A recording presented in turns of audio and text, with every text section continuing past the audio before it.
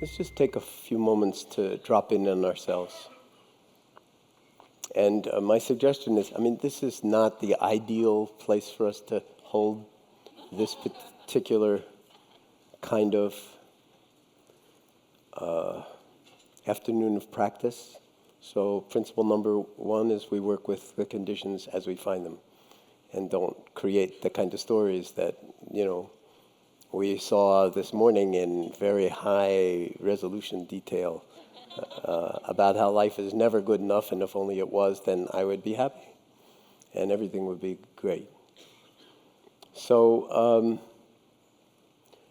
maybe establishing yourself in a posture, very hard to do on these chairs, that embodies dignity. Notice the entire room is beginning to move. And I'll move too.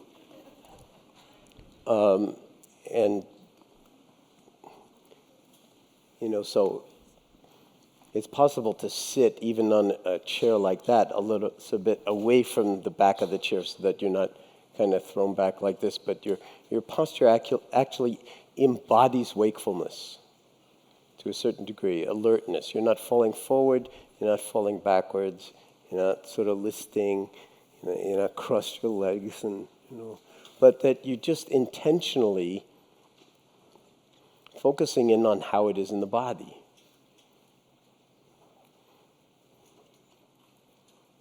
And allowing yourself to settle. Lunch is over, and just resting in the aftermath of the enormity of what transpired this morning.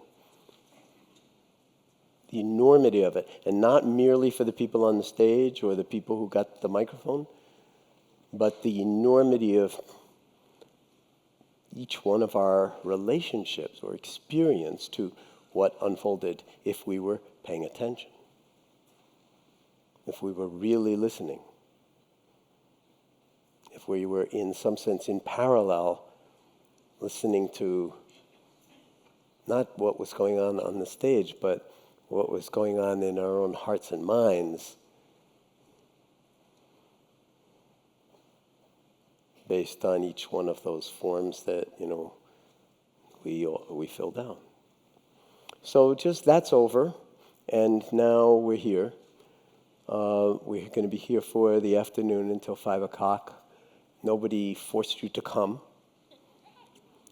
So acknowledging that it's possible to actually be really here. Body, mind, heart, the works. And that not just me, I'm here, but we together are here. As per the magnificent talk that Dan Siegel gave the other day.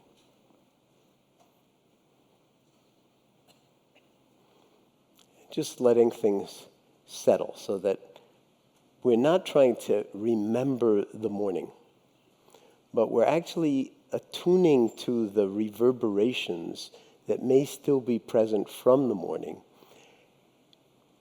And while Katie was inviting us to actually meditate on past moments and dissect the story in particular ways, we're going to let go of all past moments, not necessarily that they will let go of us, and we're going to let go of all future moments, not necessarily that they will let go of us, and drop into this only moment that we have, which of course has the past and future completely enfolded into it, this moment. And be aware of thinking without falling into the thought stream or forcing or conjuring anything at all.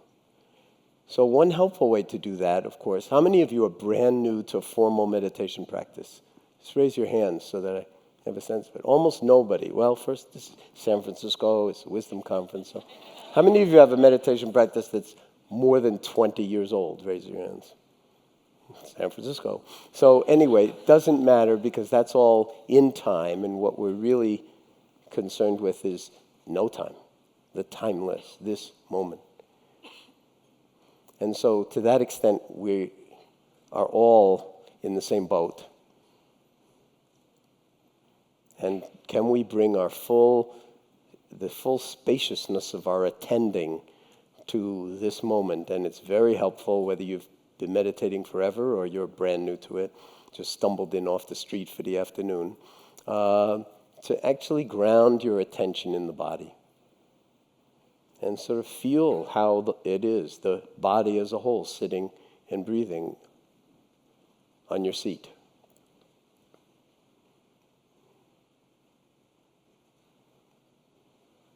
So that you're actually, in some sense, inviting yourself to take a stand in your life sitting in this present moment and aligning yourself metaphorically as well as physically with the actual vertical axis of the body, so that you're in alignment with your spine and with the intention that brought you back this afternoon.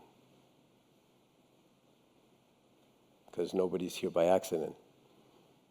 And this is not about Jon Kabat-Zinn, by the way, any more than it's about Byron Katie.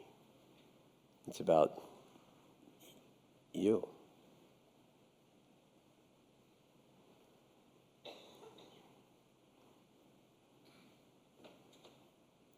And so seeing if you can let your attention alight for a moment on the breath sensations unfolding in the body with each in-breath and each out-breath. And just give your mind something to do. And then let the breath do you, so that it's not like, okay, now I'm in charge of breathing, but you're just letting the body breathe, and your attention is riding on the waves of the in-breath and the out-breath. Full awareness.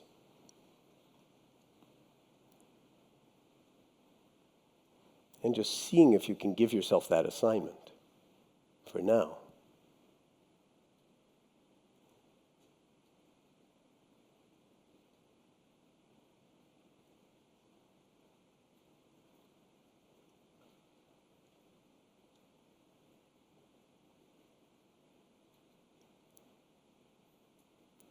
Another way to put it is that you're befriending silence.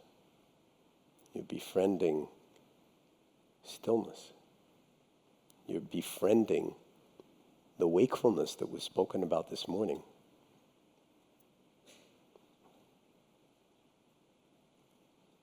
Right in this moment.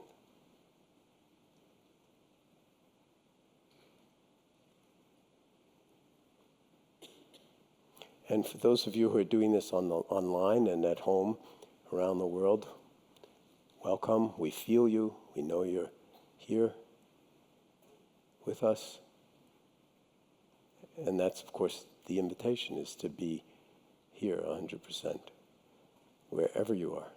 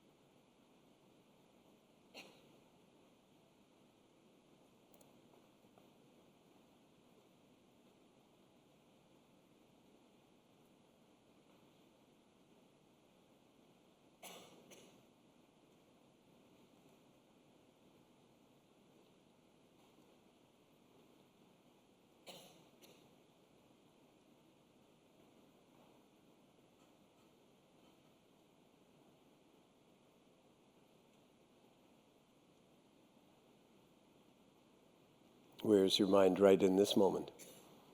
Is it riding on the waves of the breath, or is it off someplace else? it's almost guaranteed that it will be off someplace else a lot of the time.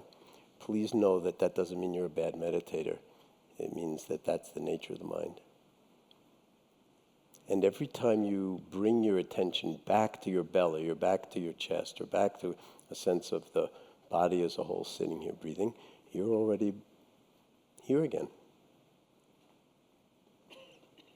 And there was a lot of conversation this morning about how harsh we are and how inaccurate we are in all of our various judging and assigning of blame and cause and everything else.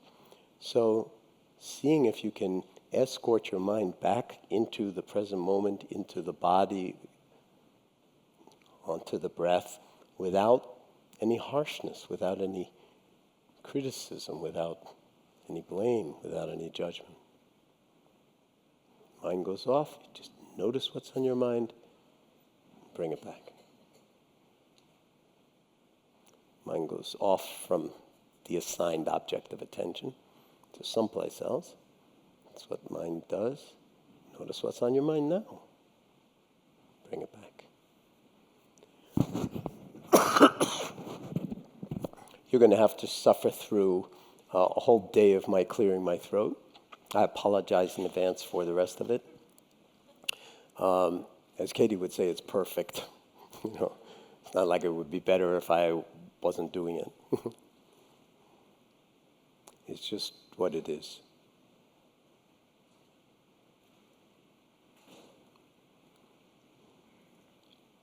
And so the invitation is to actually rest in awareness.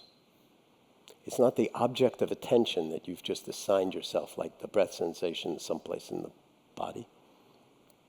That's the primary concern here. The primary concern is the attending itself, not the object of attention.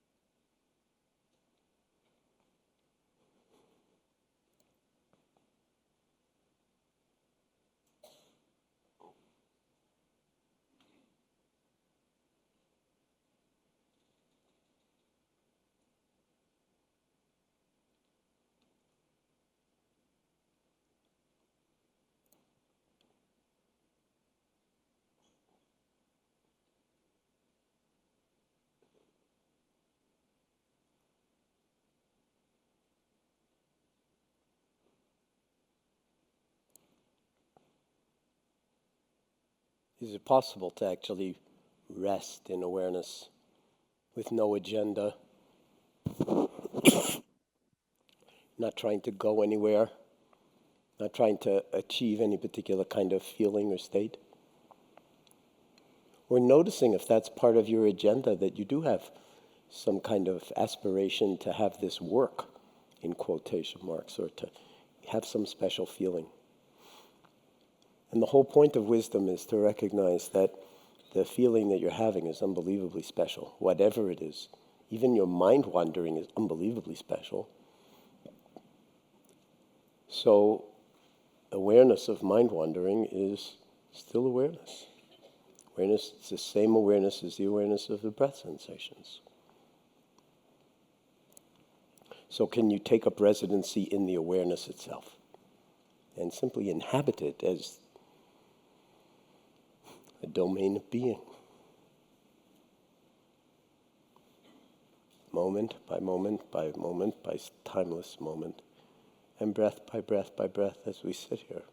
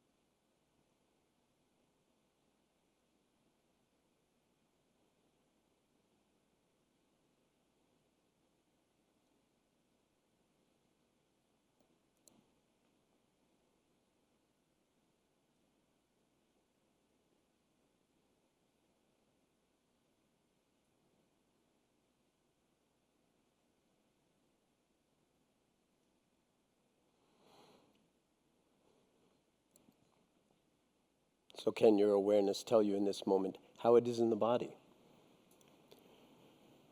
Right in this moment.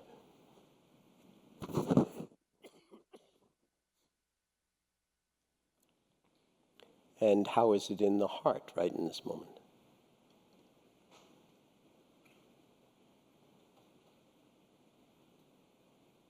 And how is it in the mind right in this moment?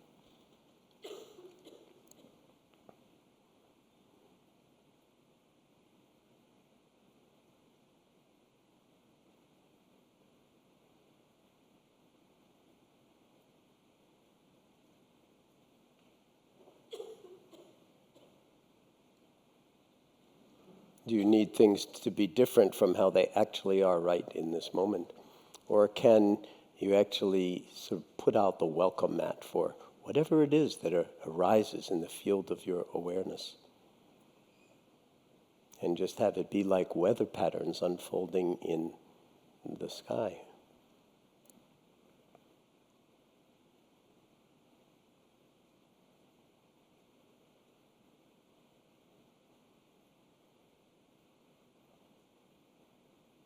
None of which is really personal or of major concern unless we make it personal and generate the kind of narratives Katie was dissecting.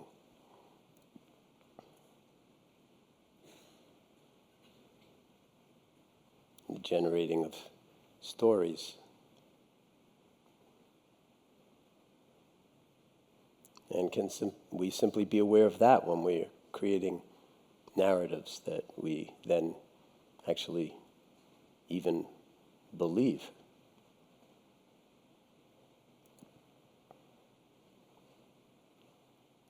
Or can we simply challenge ourselves to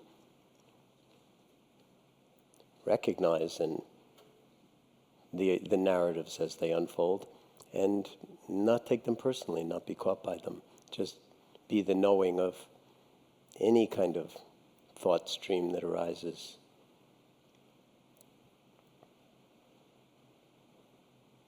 Any kind of liking or disliking or judging or impatience or any kind of thoughts or emotions that may move through the mind, like weather patterns that we don't have to be caught by but will inevitably be caught by if we start to believe them instead of identifying them as events in the field of awareness, just like a breath sensation or a sound.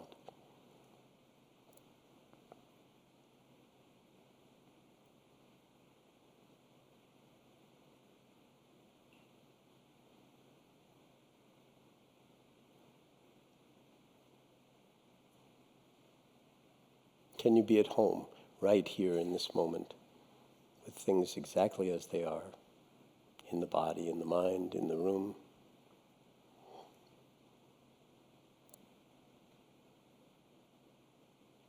In your room?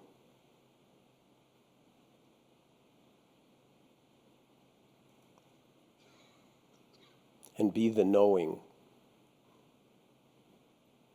and the not knowing that your awareness already is and actually always has been.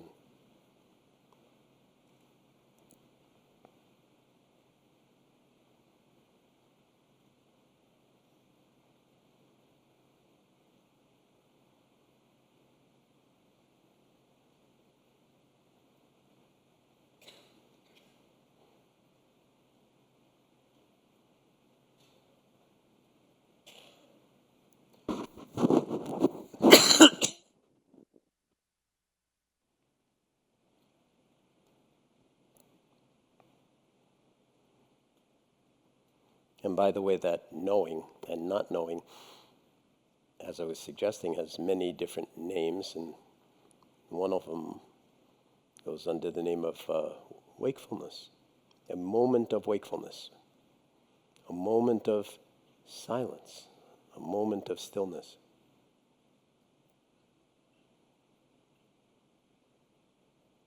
Right here. Always available if we are willing to, in some sense, get out of our own way or even investigate or inquire what our own way might possibly be.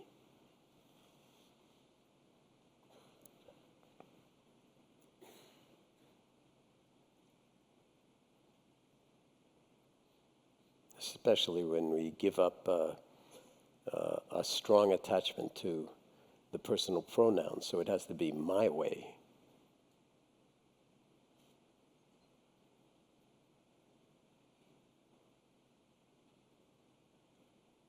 Rather than a way of being, a way of seeing, a way of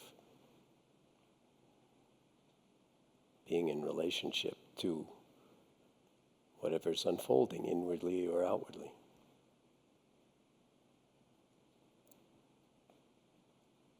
Silent wakefulness. Underneath my voice, underneath the guidance. Always here, always available. and not an ideal that needs to be strived for, but in some sense the default mode of who we actually are when we do inquire about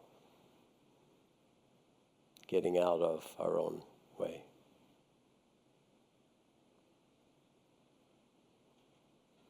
And taking your seat is an invitation to engage, if you will, in or resonate with just that. And maybe reflecting if the possibility that actually taking your seat in this way, in formal meditation practice, but even more throughout life in terms of dropping into the present moment and befriending it in the ways that we've been just exploring right now, is an incredibly radical act, one that most people virtually never engage in, except perhaps by accident a few times here and there. And that what it is actually is a radical act of sanity to stop and drop in on oneself and open to the timeless dimension of now and the boundless dimension of here.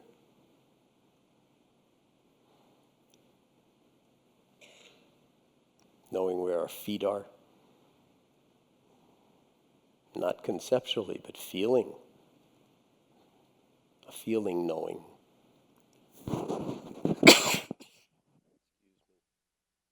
Knowing where, how the pelvis is sitting, how the spine is rising out of the pelvis, how the arms are hanging off the rib cage and shoulders, how the head is elevating, self-elevating through the neck and spine.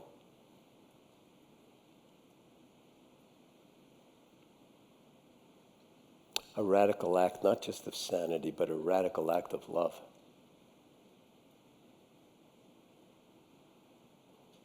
Just entertaining that or investigating that as a possibility right now, that it's not about trying to get someplace better or have some special feeling, but to actually recognize the beauty of this moment embodied in the form of you.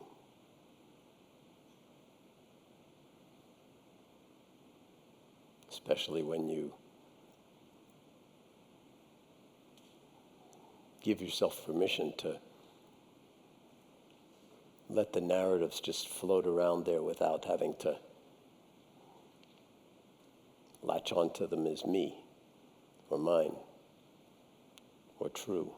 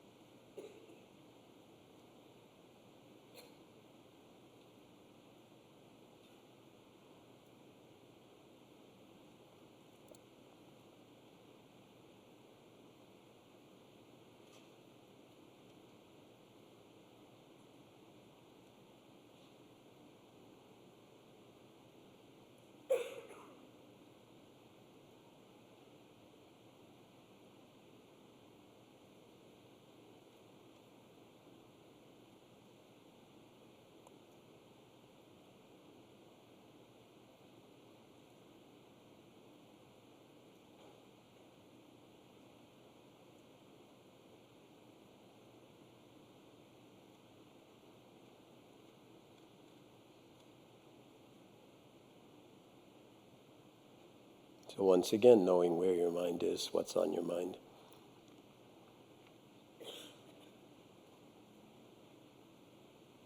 And investigating whether it's possible to be that knowing and rest in awareness without even having to return to the breath or to let go of the thought or anything like that, but to simply let awareness define the space.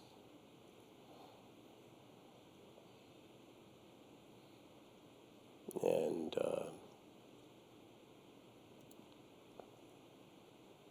where we can take up residency, permanent residency.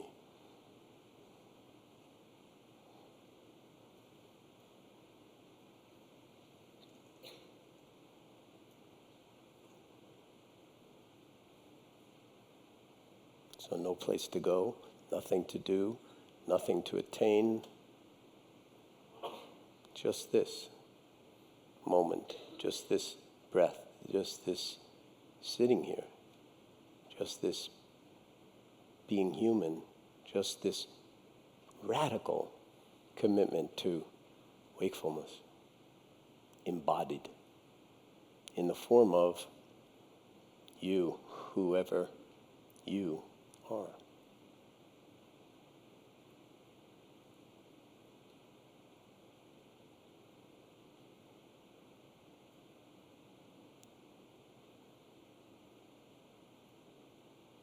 Warts, pimples, and everything, let me throw in, so that it's not about being other than as you are, but 100% who you are. Inwardly, outwardly.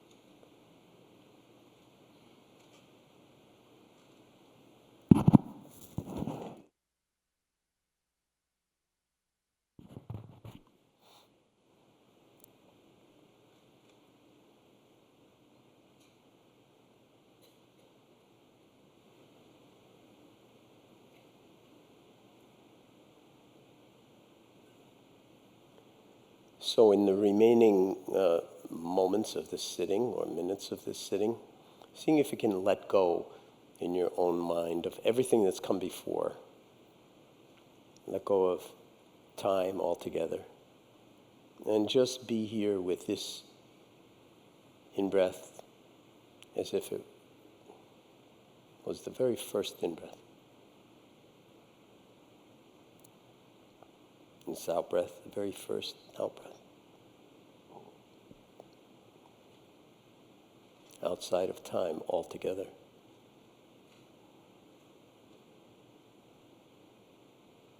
Completely at home here.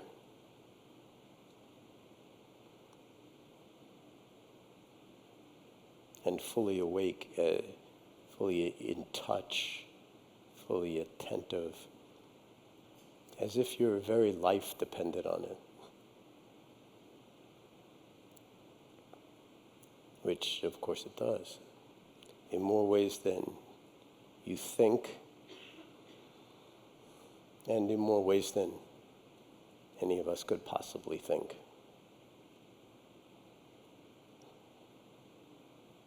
Because there are such profound limits to thought when we get caught in it. No matter how smart we are. In fact, the smarter we are, perhaps the more dangerous it is. So just this moment, just this breath, just this sitting here, just this being human, for now.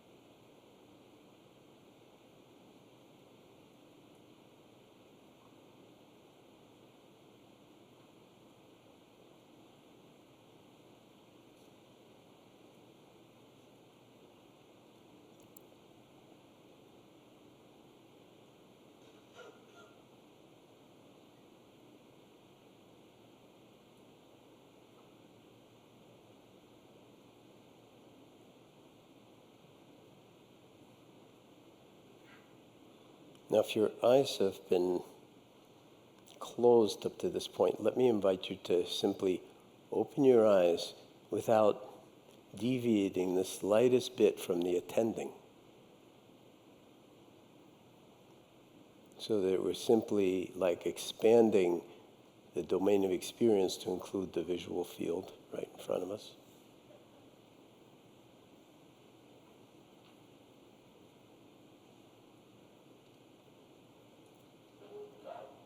And seeing if you can be fully in touch with the body, allowing awareness to suffuse and permeate the body, just as the breath does.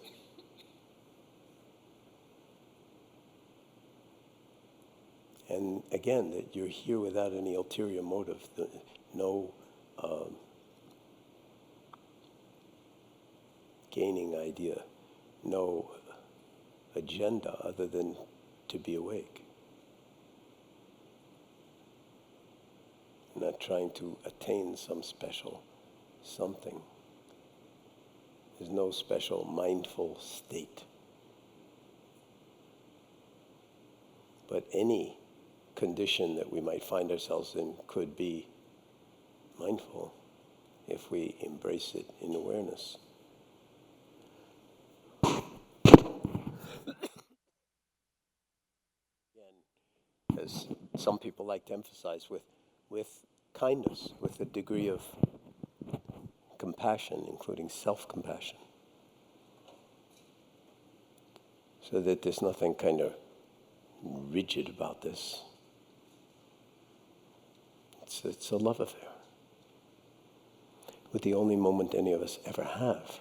And it doesn't stop when the eyes open or when we get up from our chair. That's when the real practice starts.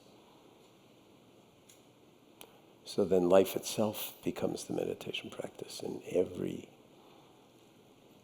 moment of it an opportunity for us to be in wise, if you will, relationship with what's unfolding in here, out there.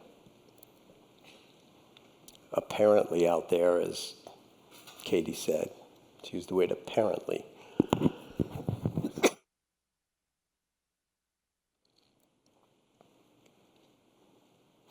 So we make these binary distinctions, these dualisms, and then we sort of go to our graves with them constantly. And we have an opportunity for liberation really right under our noses, right folded into every moment.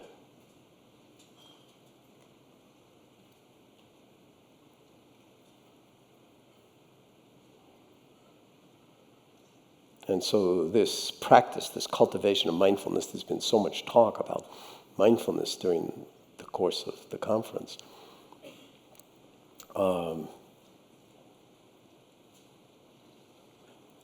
Maybe it's worth saying a few things about it. One of which is that in most Asian languages, the word for mind and the word for heart is the same word. So if you're not hearing heartfulness when you're using the word mindfulness, you're not really understanding the full dimensionality of it. And then it's corrupting in that kind of way because you're turning it into a thought. You're turning it into a thing, whereas it's actually a way of being, or awareness itself. And while we get plenty of training in thinking, and you can see what the consequences of that have been, we get virtually no training in accessing this other dimension of our being that's at least obviously on face of it more powerful than thinking, because you can take any thought and hold it in awareness, and you've got multidimensional phase space in which to see it as what it is, as opposed to be caught in it. And that's something you don't need Katie for. You don't need worksheets for. They're incredibly powerful to do it in that way, but sometimes you need it in no time. You need to remind yourself and rebody yourself in no time, or real time, they say sometimes, and then live it with no artifice, no striving, no the Buddhists would say fabrication or contrivance, and Katie said manufacturing. We're always manufacturing something. So the afternoon is an afternoon of practice. This sometimes looks like practice on the chair, on the cushion, or whatever. But the real practice is life itself. Okay, so I just want to emphasize that eyes open, eyes closed. When we're in conversation, we're not in conversation. The moments are unfolding. The timeless moments are basically here. Can we live inside them in ways that make sense to us? So, because so many of you have been meditating, and so many of you for so long, at least by the calendar, one of the things that I think would make sense at this point is to get those microphones circulating, and we will have a conversation about what your experience was right now. You can also frame it within... How many of you were at the conference for the past 3 days? Okay, well, that's like 70 or 80% of you, and you were crazy enough to stay for this day. I just want to point that out to you. I mean, that's non-trivial. It's a non-trivial commitment to something. So one of the things that I'm interested in terms of framing our conversation or our inquiry together, our dialoguing together, is your motivation. What the impulse was to come today, when you could have very easily said, I've had it, I'm burned out, I've heard enough mindfulness, I need to go to the movies. And you didn't. You came here. I'm interested in that. And not because I'm sitting up here on this cushion. I'm interested in what motivates us to align with what's deepest and best in ourselves, even though, and I think we can all recognize it, this is non-trivial work. This is the hardest work in the world, framed in a certain way. And on the other hand, it's not work at all. It's play, it's love, it's effortless, but it's kind of a funny kind of tuning of the instrument, and this is a classical image, where too tight, the string is too tight, you don't get a good sound. The string is too loose, you don't get a good sound. So it's a kind of continual sort of tuning of the field of wakefulness. And it's got to be the hardest work in the world for us human beings to even string 2 moments of mindfulness together. Would you agree? I mean, it's non-trivial, right? And yet, look how many people are here for an extra day. And not just that, you could have all left after Katie. I mean, God, wasn't that enough? You want more?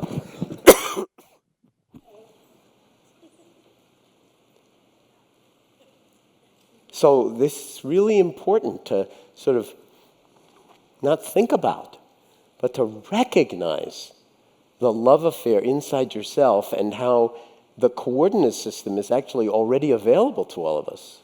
It's not like we're incomplete and we need to complete ourselves, although, of course, we'll have those narratives up the wazoo, right? But what if you're already whole? What if there's no improving on you? What if you're absolutely complete, and the only thing that will happen from here on is that you'll be older? And there's a whole storyline that will go along with that. But what if, for now, it's just like this? Just like this. The good, the bad, and the ugly.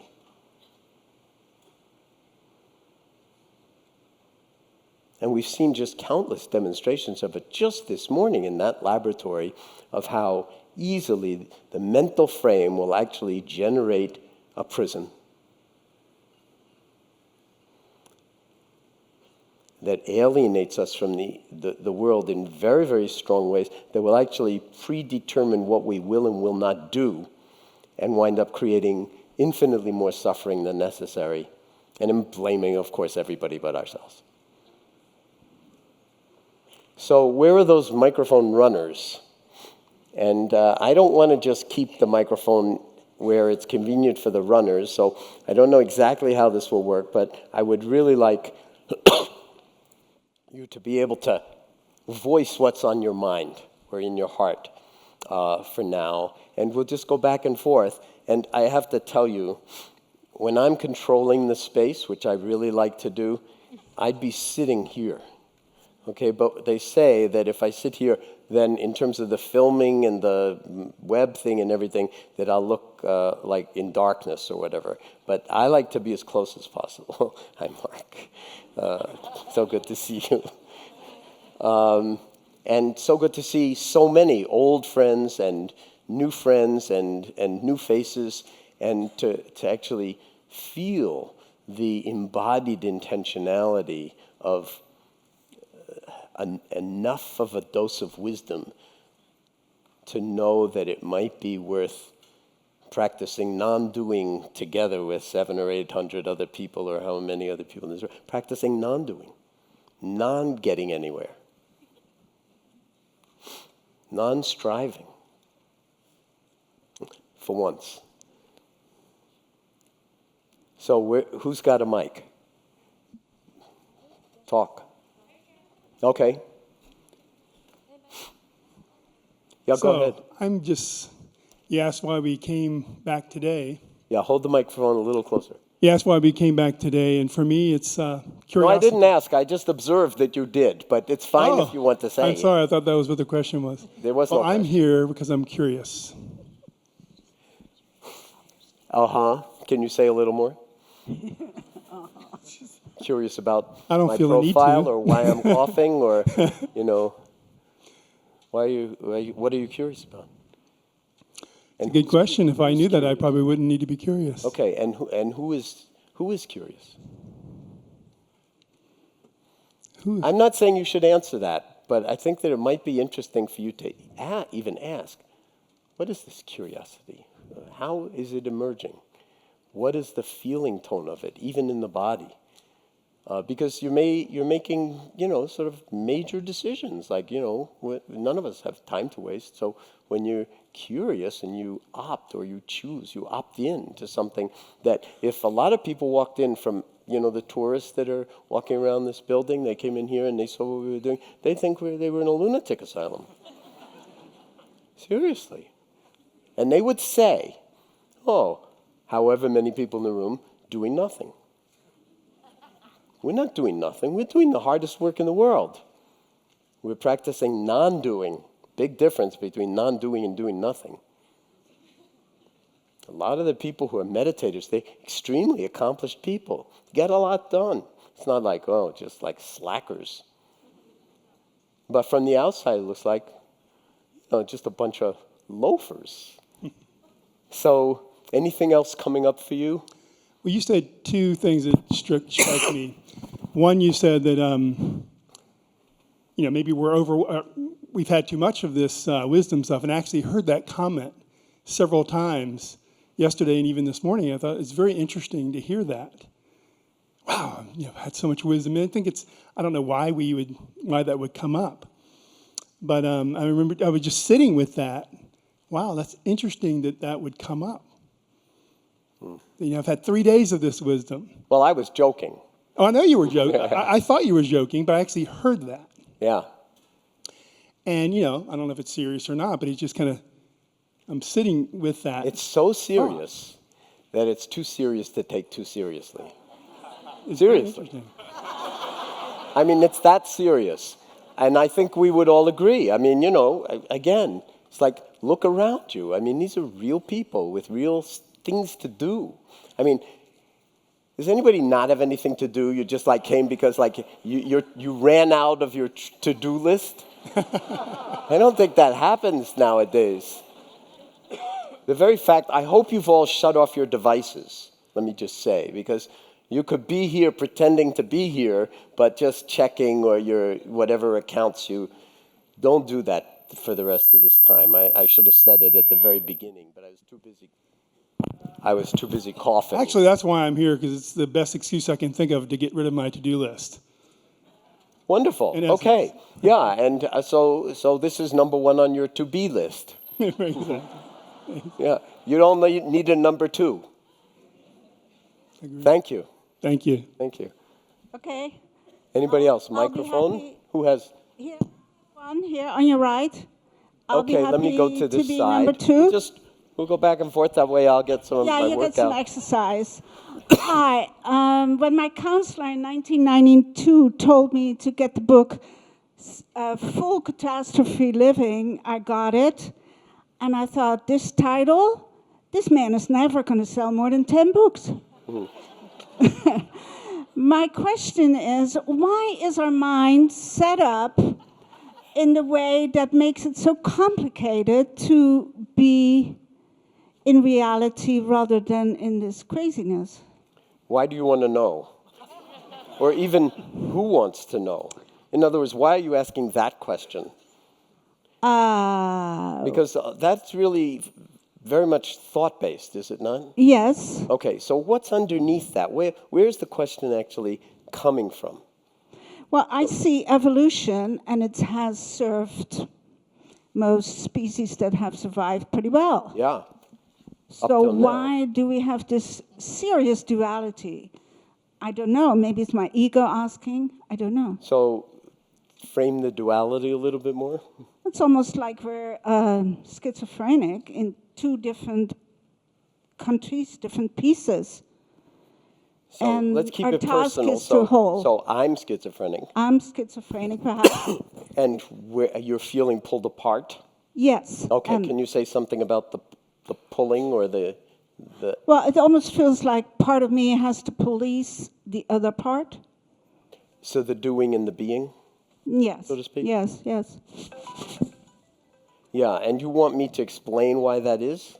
Well, I thought maybe... Or would you prefer how to liberate yourself from it?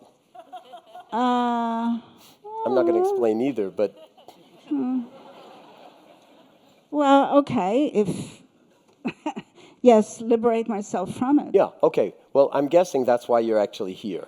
It's Yes. because some deep impulse is to liberate yourself from that sense of being eaten alive, pulled apart. We have so many different ways to talk about the stress in our lives and being, bandied from pillar to post, so to speak. And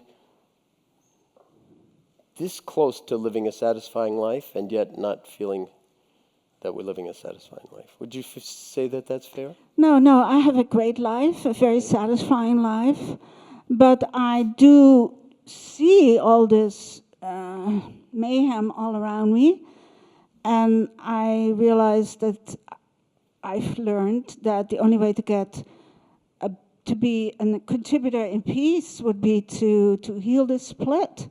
Heal the Split. split. Why? So why is it even there in the first place? What's the evolutionary purpose of it?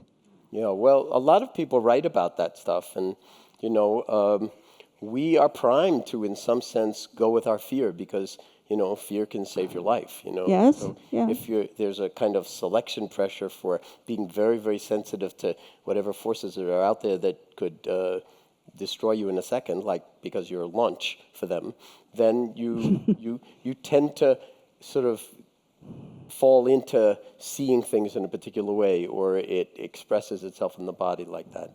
But we have other aspects of ourselves as well that may be critical to the future evolution of the species, and for that matter, the future well-being of the planet as a whole. And so what we're talking about is actually recruiting those dimensions of our being to actually attenuate some of the evolutionary instincts that we may have for self-preservation, where our definition of self is much, much too small. Okay. So that would be one way of thinking about it.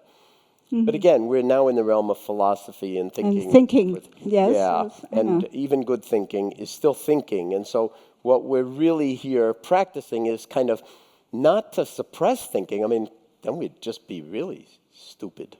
Yes. Thinking is really great, but have you ever gotten into bed at night and then your thinking just won't let you alone? Anybody ever have that problem? So we become such great thinkers that we're like prisoners of our own thinking. And we have, and Katie's work is a kind of prime example of it. It's like you create a whole universe in your head with, all its own laws, and they're all wrong. And then you believe them, and then it takes a while to actually realize that it's not true. Well, that's liberating. That's liberating. That can happen in an instant, just recognizing thoughts and letting them self-liberate. Because you see that it's a thought, that it's not the truth. But it requires exercising a certain muscle that takes work. It takes energy. It's hard work to cultivate, to practice non-doing in a certain way. And on the other hand, it's, as I was saying, it's effortless and it's just play. So we're learning how to tune, in a way, evolutionarily speaking. We've got this instrument. We're just beginning to learn how to use it. There's not that many generations. 10,000 years since the last ice age, or 12,000 years. If you divide by whatever you think a generation is, say 30 years conventionally, 400, 500, 600 generations of human beings since since all of history and what we call civilization. That's nothing. I mean, microbiologists grow that many generations overnight in a test tube. We're like in our infancy as a species, but we've gotten so precocious that we have the capacity to destroy ourselves and a lot of other species and dysregulate the planetary, equilibria like nobody's business. And we need to. That's part of mindfulness. It's part of waking up. But there's no end to working with our own sort of tendencies to be imprisoned in habits and then breaking those out. Yeah. And just to say, my publisher had the same thought that you can't put the word catastrophe in a title. Nobody wants to buy a book, with the word catastrophe in the title. So just parenthetically, I worked for 2 years to try to get rid of that title. Because I thought he knows better than I knew. I couldn't get rid of that title. That title is like the title of that book, and it turns out that it's sold a few more than 10 copies. Yeah, and actually, if you could say, I started this stress reduction clinic at the University of Massachusetts Medical Center in 1979. If you think back to 1979, any of you here who could think back to 1979, the first thing you'd say is, 1979, what stress? I mean, they had stress in 1979? Compared to now, I mean, it's like unbelievable. But, you know, if the title, when that book came out in 1990, Full Catastrophe Living, I think everybody recognized that we are far more into the full catastrophe of the human condition now in a certain way than we were in 1990 or in 1979 or in 1879 for that matter. It's like we're like the autoimmune disease of the planet, Earth, the human species, Homo sapiens sapiens. We're the vector of the disease and also the first victim. So, but what if we wake up? Then you can write yourself a restraining order. A la Katie. Question your own coordinate system, your own maps. And it's liberating, not like after 50 years of meditating in a cave. It's liberating in that moment. You could see it. You see it on people's faces, in people's bodies. And the same when we're practicing, sitting. It's like moment by moment by moment. The Tibetans talk about thoughts self-liberating. You know, have you ever touched a soap bubble with your finger? What happens? So let's say the finger is like your awareness. You have awareness, you're resting in awareness, the way I was sort of guiding that meditation. And in the field of awareness, a thought bubble arises. Okay? And the awareness is like the finger. It just like, so nothing is done, nothing happens. It's not like, get that bubble. You know, it's just, it self-liberates. Like, say, coming off the bottom of a pot of boiling water and just going poof at the surface.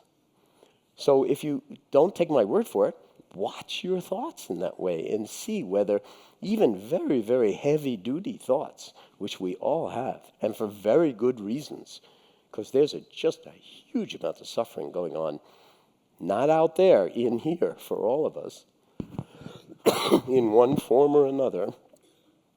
And we have all these narratives about how it is, in some sense, how it needs to be for me to be happy, or for Kate to not be an alcoholic, or for whatever it is.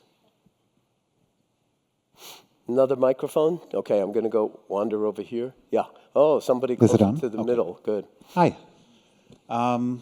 So I recently turned the corner of 50, and I'm feeling a tension, or aware of a tension, between time left and what I've accomplished, and grounded in doing the life I'm doing, and aware that I have a sense of wanting more, perhaps.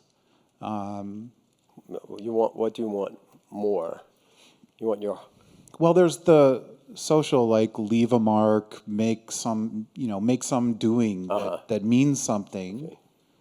And then there's a deeper... I love that you use the metaphor of making a mark. You know, that's really like a dog pissing on territory. I'll lift my leg. That's fine. Yeah. I mean, it's sort of woven into the DNA. Yeah. But it's good to be aware of it because, again, it's so easy to delude oneself into thinking, if only I am successful in this way and create this, then, and then you write yourself a story. Then,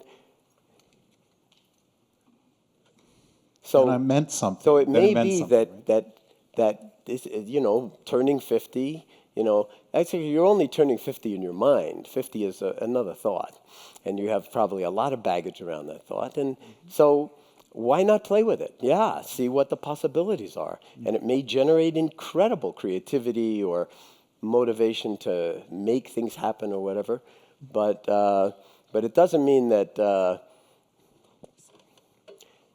that you're not already whole before you do any of that stuff. You're already whole. And you have been actually for the past 49 years. Yeah.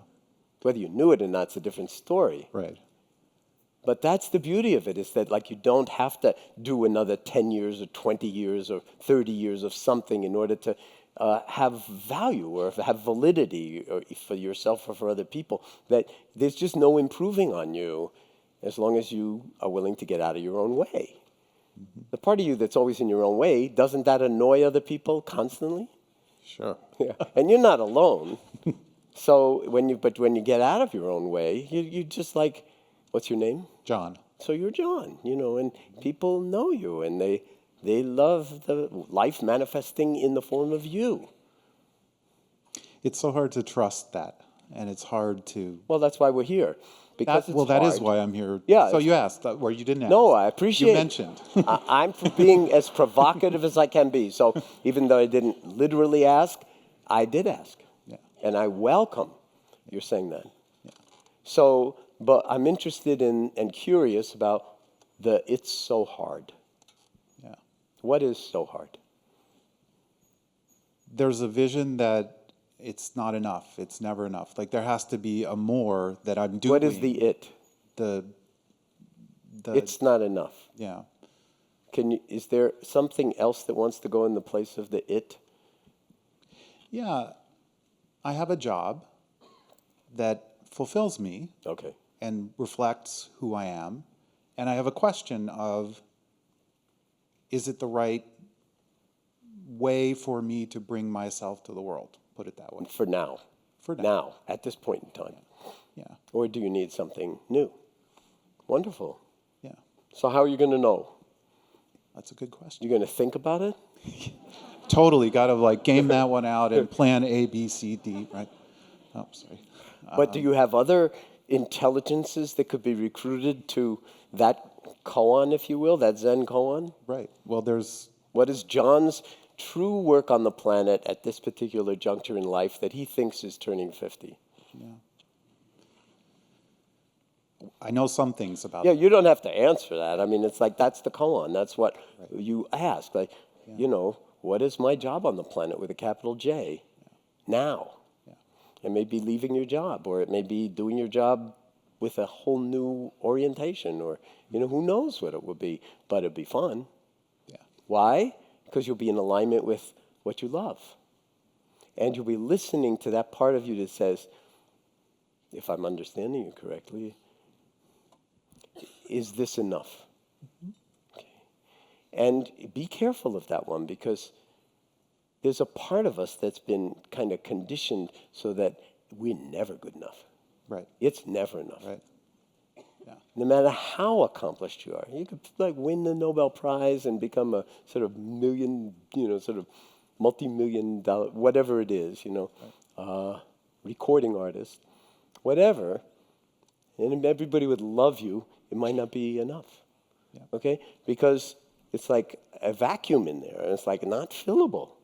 Yeah. So but the you that knows that already, before you go on and do another 20 years of doing, the you that knows that already, that's what I'm pointing at from the beginning, is maybe you're already okay. Maybe it's not about getting the next accomplishment or the notch on the fuselage or whatever it is that you need, but some kind of recognition that you're already okay. So that's the reason to be here, is to go deeper and get closer to truly the core of me and drop into me, and then hopefully the meaning arises out of that. Absolutely. And that's something you can sort of empirically investigate, and it's a trustworthy inquiry. Yeah. But it all comes down to who am I? What is my way? What is with a capital W? What is, and that's a gigantic adventure. It's a gigantic adventure. Yeah. So, welcome. Thank you. And so when the doing, just to finish that, when the doing comes out of being, I mean, you think, oh, what a waste of time, these stupid meditators, all they're doing is sitting, and they just don't do anything. But when you're The doing comes out of being. It's an entirely different kind of doing. Even athletes that are like very, very competitive and trying to sort of break records, the worst thing for them is to get caught in wanting to break the record or to excel or whatever, because you get in your own way. So, and a lot of athletes now on a lot of different sort of world-class levels, they're meditators, because when their doing comes out of being, it's, first of all, it's effortless in a certain way. Another way, it's like, you give it everything you have, but it's not you. It's not whoever you think you are giving anything. It's who you actually are in complete alignment with what's called for. And then win or lose, I mean, it's just beautiful. George Mumford was here. I don't know if he's still here, but George Mumford, trained the Chicago Bulls in their championship years in mindfulness, and then also trained the LA Lakers in mindfulness in the championship years. I mean, his son, and these are very, if I can characterize it this way, very tall people who are all multimillionaires trying to get a ball through a small hoop. And the fact that they're interested in having a creative edge that might come out of non-doing is very interesting. And the Warriors, who are like, that sort of top basketball team at the moment, they practice. They meditate in their own ways. Seattle Seahawks, Mike Gervais was here from the Seattle Seahawks, trained the Seattle Seahawks in mindfulness. So the fecundity of being and doing is like really a generator of wisdom.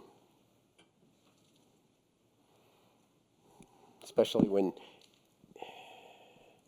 you let go of the result and you put all the energy into the love. Another mic? I have a question over here. Okay, yes, I see. Hi. So something I struggle with is being mindful, being in the present moment, kind of going with the flow, accepting what is, along with, all right, I want to grow, I want to be better, let me think about my future, let me shape it in a way that is in alignment with who I am. I would love to know your thoughts on planning for the future or thinking about the future, but from a mindful and truth, from like a pure mindset. How would that work? Oh. Well, when is the only time you have for planning the future? No. Now, okay. So already you're ahead of the curve if you know that, because you can then drop in, and rather than fabricate a future, you can let what wants to emerge come out of deep listening, out of inquiry, out of love. So I asked the question, I framed that question before, which is, what would you, maybe I framed it slightly differently, what would you love so much you'd pay to do it? What would be your contribution going forward that you love so much you wouldn't have to find somebody to make it happen. You'd find a way to make it happen. And if it came out of your pores of your skin and your bones for a time, well, that's the price of admission or of creativity. Do you hear what I'm saying? That's a meditation practice. And if you don't know, if nothing comes to you, it's very likely that many things will come to you, and over time, some kind of uniquely powerful things might come to you. Some of it, as you see, won't come out of like happiness, it'll come out of suffering, deep suffering. I mean, Katie is a prime example. So even the suffering is not extraneous, it's part of the unfolding of pure possibility, of pure potential. So when I say that, what crosses through your heart?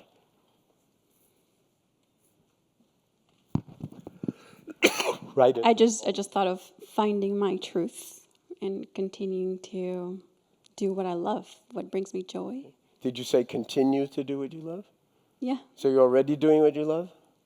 partially, not full time, let's say. But you have an intuition about what that is and Yeah. how it might evolve and unfold? Yep. You go, girl. It's there, still working on it. What's that? It's there, something's there. but Here, not there. Here. Here, yeah. You see the separation? If you, it's there to work on. There's me, and then there's the thing that's out there to work on. My future, when it all comes together for me. Why don't you bring it in? It's here. If it's gonna come, it's gonna come from in here. Right. It might come in the form of an intuition. It might come in the form of an insight. It might come in the form of a longing.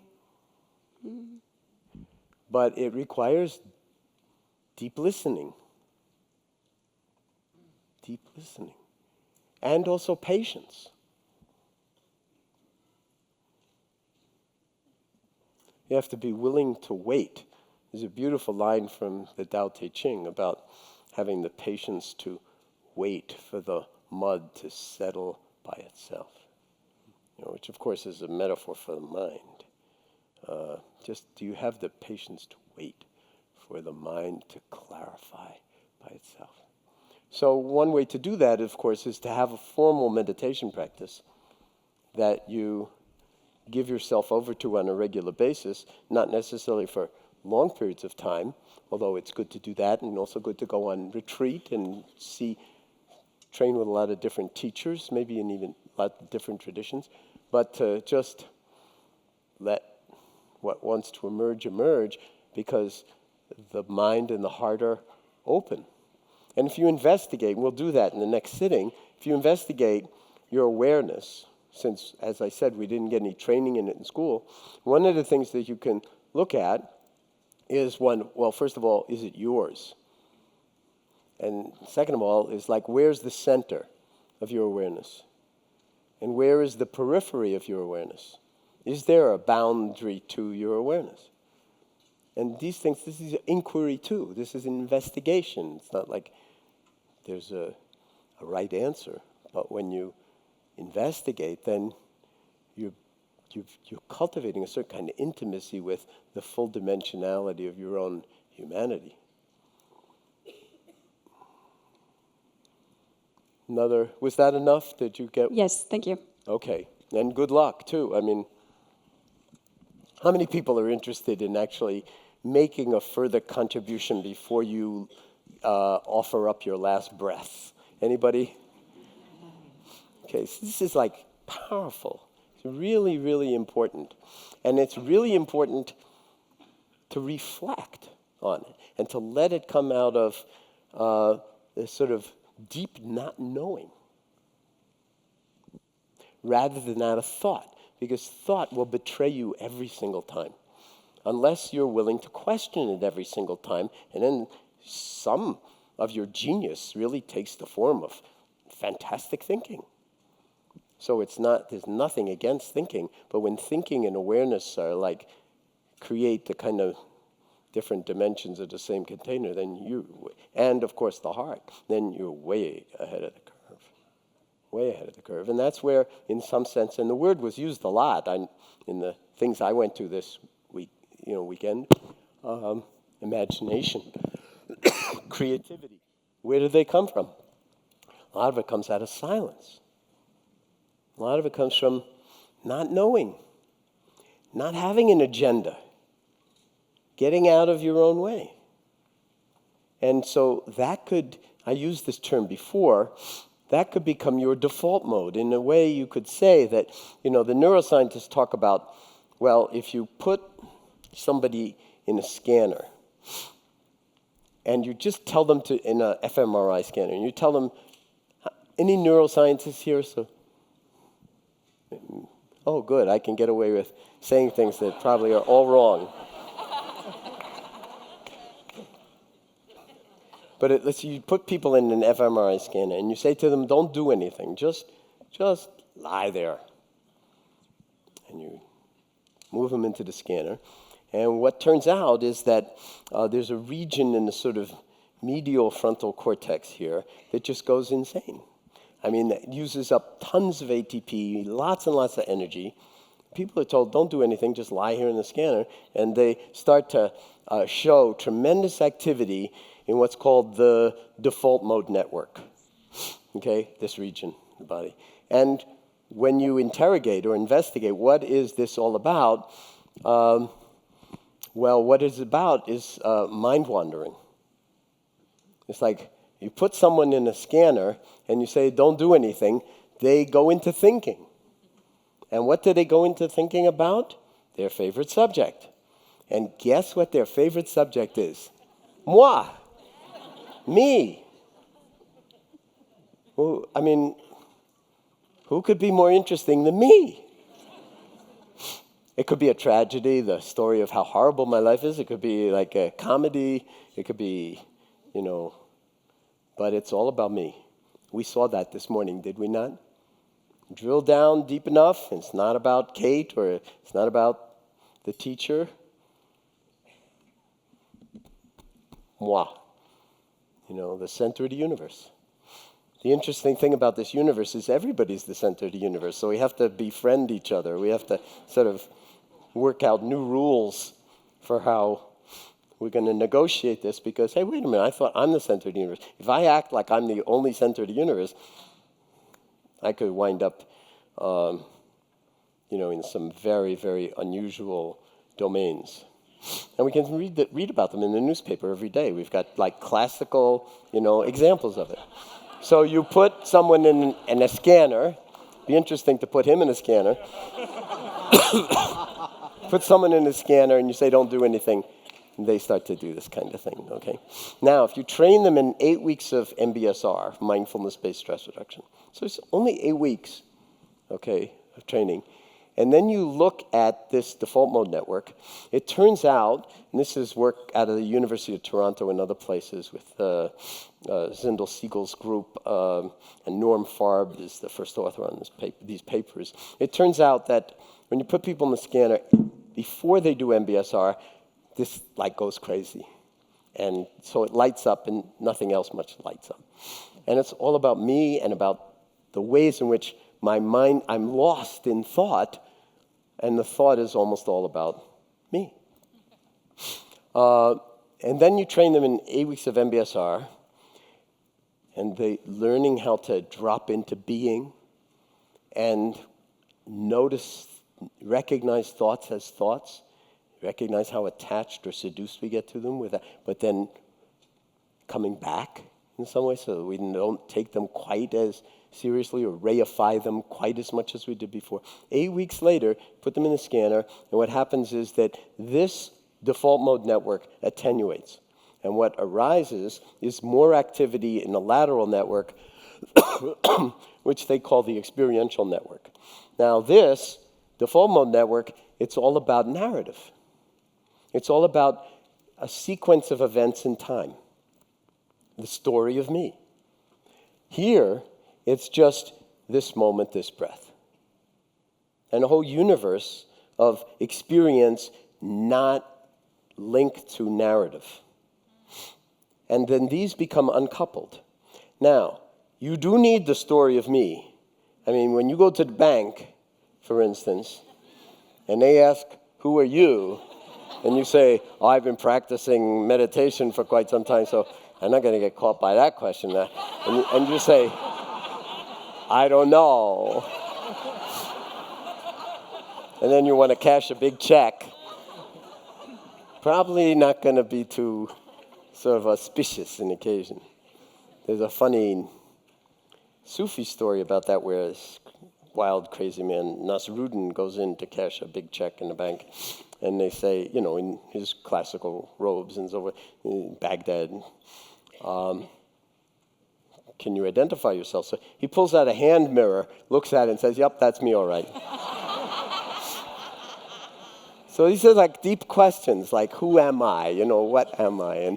And the thing is, so the narrative can be uncoupled from the attending, the experiential, non-narrative, present moment network, and then you've got, what do you have?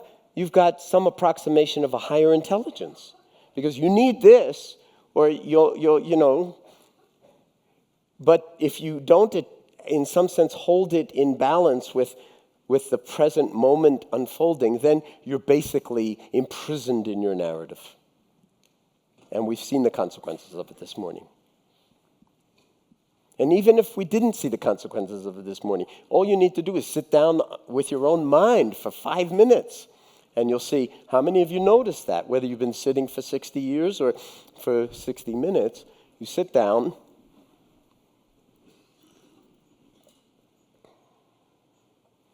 and you drop in. How long before the mind secretes some thought and you're off someplace else? How long? Not long. Not long. But there's nothing wrong with that. That's the nature of the mind. It's like saying, well, if you go out to the Pacific Ocean or even to the bay, does it wave depending on the surface, wave depending on the atmospheric conditions? Yes, it does. Yes, it does. And it's the same with the mind. Thoughts are going to do what thoughts do. And sometimes they'll be much calmer, and sometimes they won't, again, depending on the atmospheric conditions. And this can modulate the atmospheric conditions to a very large degree, but still, water is water, mind is mind, it will do what it does. But if you drop down, because the ocean is not just the surface, or the bay is not just the surface, if you drop down 20 or 30 meters below the surface, that's our default mode. That's where we are. So the idea is, could we shift the default mode from mind wandering and thinking, narratives about me, my future, my past, and everything else, to being? Then we're operating out of an entirely different platform. Can you feel what that would be? And then and I don't want to create that as an ideal. Now I have to shift my default mode. There hasn't even been enough evidence to really, we need another 30 or 40 years of neuroscience research to understand the complexity of this. Just think for a moment. Inside your little old cranium, and I'm talking about you, is the most complex arrangement of matter in the known universe. So to wake up depressed is a little off, wouldn't you say? Your eyes work, as a rule. Your ears work. Nose works. Touch works. Pretty much everything works, so you wouldn't be sitting here this afternoon. So where is the dysphoria? Where is the dis-ease coming from? What is the root cause of these things that separate us from our true being, true nature, true humanity? And this is the work of mindfulness. This is the work of awareness. This is the work of Dharma. And as you can see, through this conference and many others, it's spreading around the world in a way that would have been inconceivable 40 years ago. Inconceivable. Just the number of medical and papers in the medical and scientific literature is went along like this for 15, 20 years at a sort of minuscule level, a few papers here, a few papers there. And then starting around 1998, started to go up, and now it's going straight up. It's exponential. Even if not all of it is the highest science, huge amount of it is really good. And deep people on the Dharma side and the science side trying to investigate in the deepest of ways the nature of mind, the nature of being, the nature of the mind-body connection and so forth. What's the brain got to do with it, so to speak? And even very short periods of meditation can actually influence what's called functional connectivity in vast regions of the brain. So the brain is kind of an organ of experience. That's our organ of experience, and it is designed to change on the basis of experience. And of course, that happens mostly before, say, the age of 25 or something like that, but not, They're now teaching mindfulness in various universities, and neuroscientists are doing it, and physicians, and making the argument that the parents gave us their children with underdeveloped brains, and we need to take care of those underdeveloped brains so that by the time they get out of that sort of hyper-developmental stage of the brain, that they still have a brain. Okay, because between alcohol and drugs and sort of date rape and violence on campus and everything, those are all ways of also feeding the brain, but feeding the brain in a way that destroys it, to say nothing of the rest of the body. So there's never been a more interesting time to actually be involved in meditation, because there's a confluence of all these dharma streams and science and medicine and the arts and technology, and we're all inquiring really about the same thing. What does it mean to be human? In the form of me, yeah, because of course I'm important, but what does it mean in the form of we, the fact that we're interconnected, the fact that we are, social beings, that we have mirror neurons that resonate, and our faces even resonate with each other and our body movements and so forth. So we are deeply, deeply interconnected. And then when we separate, when we other, they're the people I'm in with and the people that they're the other, well, that's when we go to war. We create the war ourselves, right inside ourselves. And then we're the first victim. It's like that autoimmune disease of the planet. We're the cause, our ignorance, delusion, greed, hatred. And then we're the first victim. But we can attenuate that. And while we're on the subject, notice the words medicine, meditation, sound a lot alike, right? Well, that's because they are linked at the hip in the deep etymological root. So I won't go into that. It's in Full Catastrophe Living. But the point is that we're waking up as a species, and just in time. Other questions, comments, microphone before we go back for another period of... Yes, go ahead. So I've been practicing for about 4 years. Okay. One of the things that I've found that I really enjoy are hearing guided meditations from different teachers on similar topics. Mm-hmm. And I find that the way something might be explained by one teacher over another opens up something I didn't see before. Absolutely. I've also found that I may listen to the same guided meditation at different points in my life, and it has different meaning.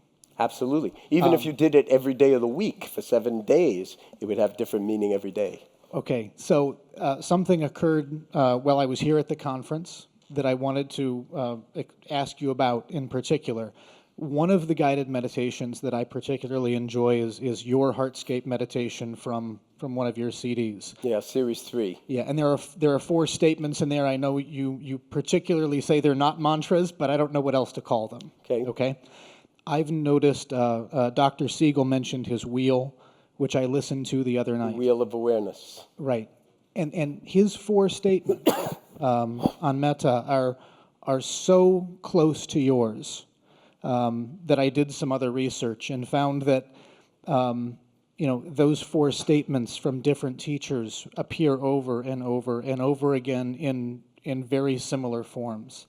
And I was hoping you could shed some light on their origin and how we came to those 4 seemingly universal statements. Do you remember what they are? Yes.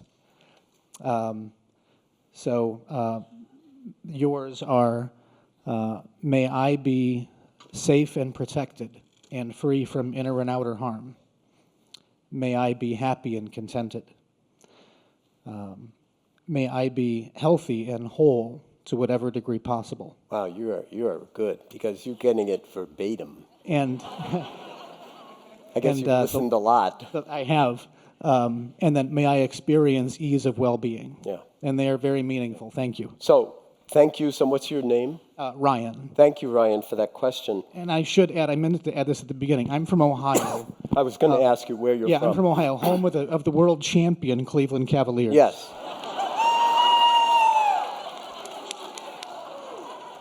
And LeBron. And LeBron, for the time being. He may leave again. Listen. So thank you very, very much, first of all, from being from Ohio and from Cleveland, and for that question. And I'm just touched that you know those phrases verbatim. So you've noticed those in different forms with a lot of different teachers, and you want to know what the source is? Well, I have an idea what the source is. I'd be interested in hearing officially what the source is and kind of how those became identified as. Yeah, well, the source is a teaching from the historical Buddha called the Metta Sutra, the Loving Kindness Sutra. And Sharon guided at least one while she was here, Sharon Salzberg. And she's kind of like the supreme loving kindness teacher, in that Vipassana tradition, also moving very much into mainstream. And there's a certain logic to it that's just really powerful. And it does originate with the Buddha in that form as a practice, as far as I know. But it's like first you direct loving kindness towards yourself. And that you do with those 4 phrases that you mentioned or the others that different people use. But it's like, may I be safe and free from inner or outer harm. Now, but it's not a formula. It's like, first of all, if you really felt safe, you wouldn't do it. You wouldn't need to do it. Wouldn't you say? I mean, it's like, but we realize there's a risk. Even if we feel safe in this moment, we may not feel safe in the next moment. And it's kind of a dangerous world out there in some ways, but we need to take care of ourselves. So in a sense, this is an effort to remind ourselves and rebody ourselves that we need to take that kind of care. And the care in the form of attending, and attending with tenderness, so to speak, and respect. So may I be free from inner and outer harm, to whatever degree possible. Excuse me. May I be happy and content. May I be healthy, again, to whatever degree possible. So, I'm a perfect example at the moment. All of us are healthy to a degree at one point or another, depending on how you define health. And may I live with ease of well-being. It's like an invitation for this timeless moment to be that. Not to impose it as an end point, but to open to that as not like a possibility, but as the actuality of you're already safe in this moment. You're already whole in this moment, which is the root meaning of the word health. You're already happy in this moment because in some sense, well, what is happiness? I mean, is it only dependent on outside causes and conditions? Or when you are, as I said, you take your seat in the morning, if that's really a love affair, I mean, where's happiness gone? It's like, could be happy even with the full catastrophe in a certain way. Because it's non-dual. It's not like I'm happy and everybody else is miserable, or I used to be miserable. It's like I'm with things as they are. Okay? Just as they are. And the happiness then is not happy because of this happened or that happened, but the fundamental beauty of life expressing itself in a way that recognizes deep interconnectedness, and so compassion arises naturally out of that. So that's a whole lot to say, but the phrases incline the mind and heart in that direction. And then you expand it out, the whole practice includes going out to the entire universe. May all beings, may the entire planet, may the entire universe. And who's the first beneficiary of this practice? You. Okay? Because who knows what the outer effect is when you're sending loving kindness to others, but it transforms your heart, and that has its own transformative, non-local ramifications. So I'll leave it at that, but thank you. Does that kind of answer your question? It does. Thank you very much. Okay, thank you. John? So, yes. Oh, I'm sorry. Another microphone? Yeah, my name is Michelle, You can and I'm see that there's an occupational hazard in this kind of dialogue, is that it will go on forever. So one of the things that I wanted to point out to you is it's not like, oh, it would be better if we're meditating. If you're really paying attention, this is meditating. Okay, this is inquiry, this is dialogue. And at the same time, it is valuable, and I do want to get back to it, to drop into a little bit more silence, since it's kind of, in some sense, primed by this kind of conversation, that it kind of invites us to drop in perhaps a little bit, with a little bit less contrivance and a little bit more love. Yeah. My name is Michelle, and although I was born in Cleveland, I now live in Southern California.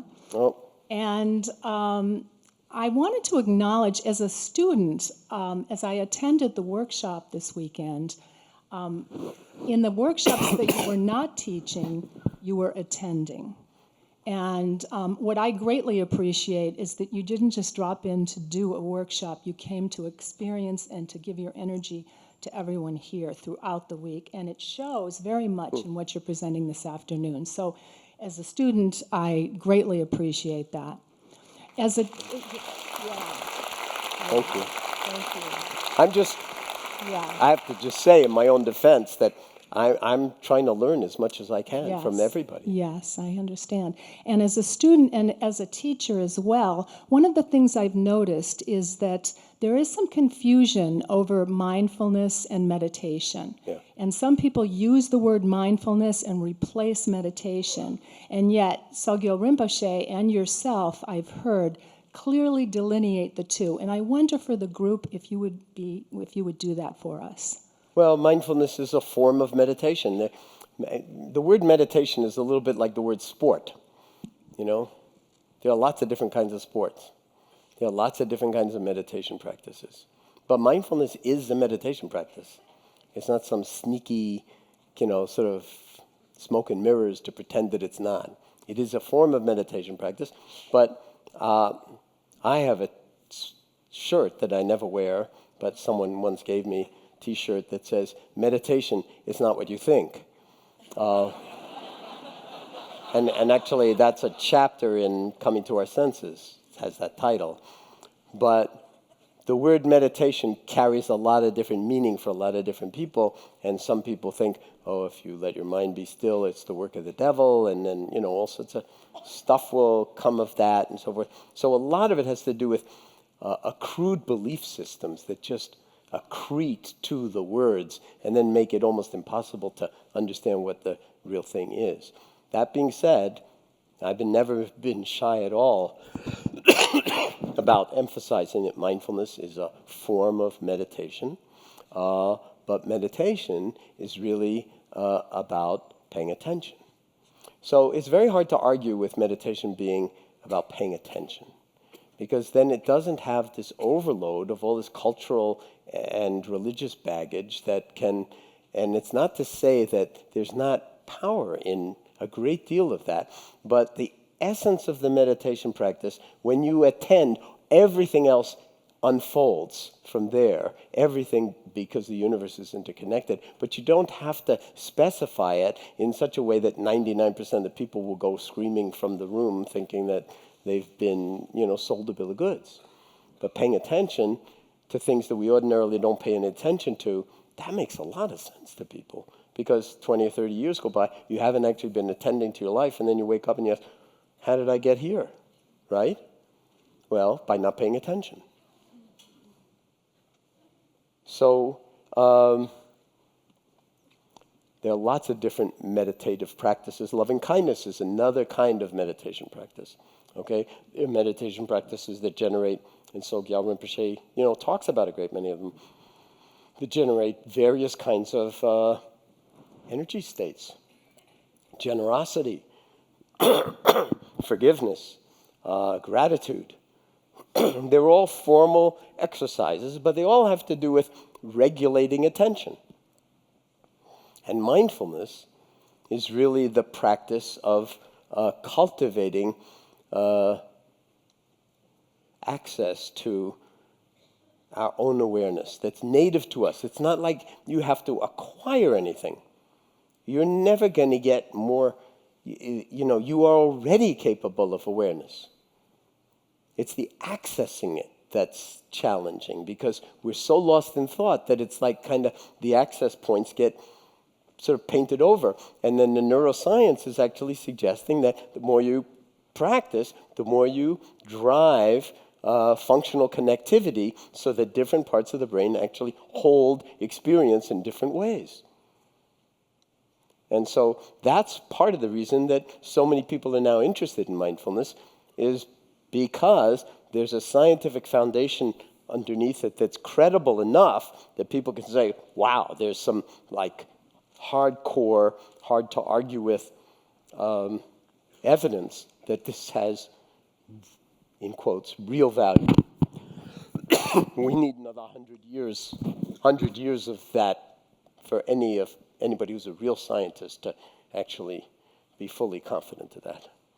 But to just say, it's not just neuroplasticity that is available to us now that wasn't when I started the stress reduction clinic almost 40 years ago, but also epigenetics, a whole new field that actually understands now that the genome is continually changing itself based on experience, diet, emotional connectivity, all sorts of things.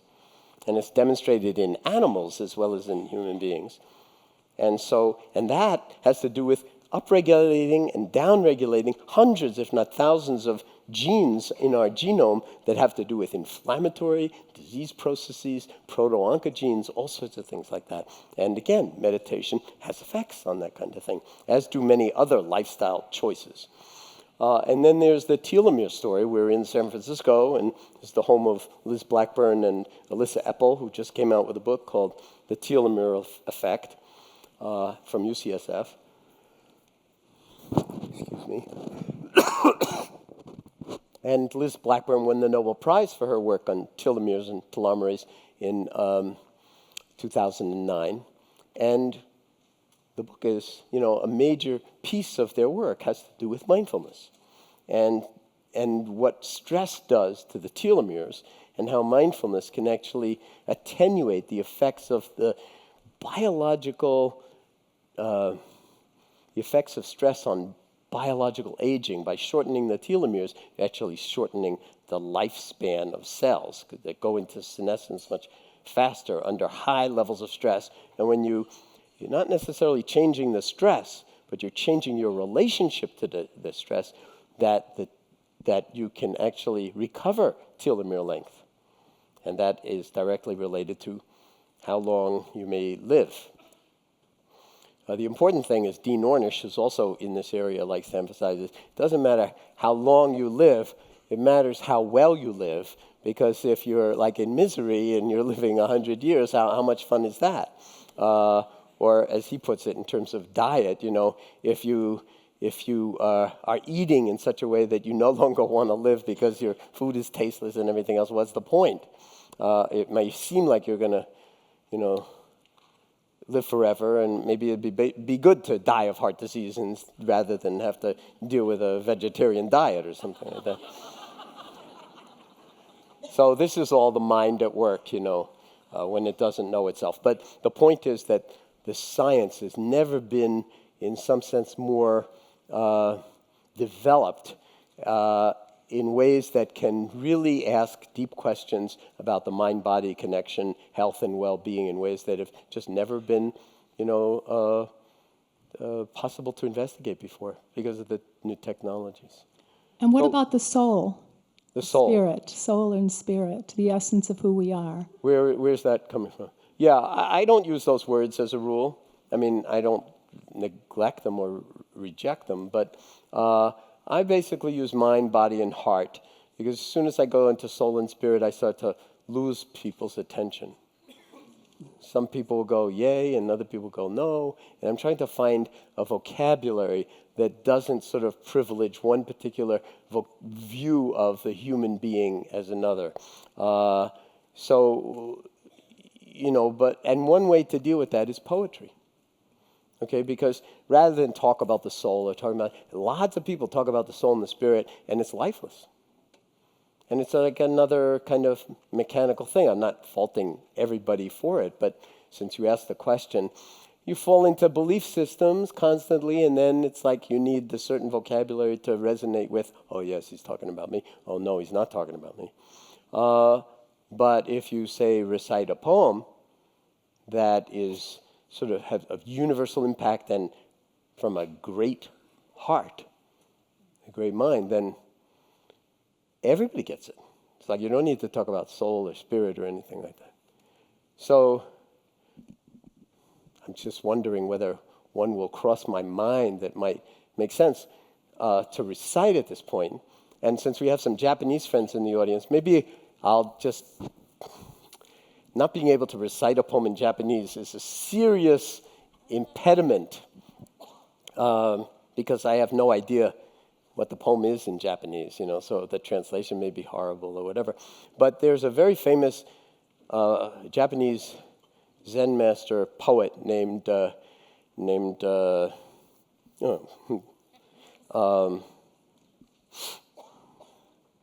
Ryokan, thank you. Named Ryokan, who wrote a poem. The last few lines I already quoted several times in the guided meditation. The last few lines are just this.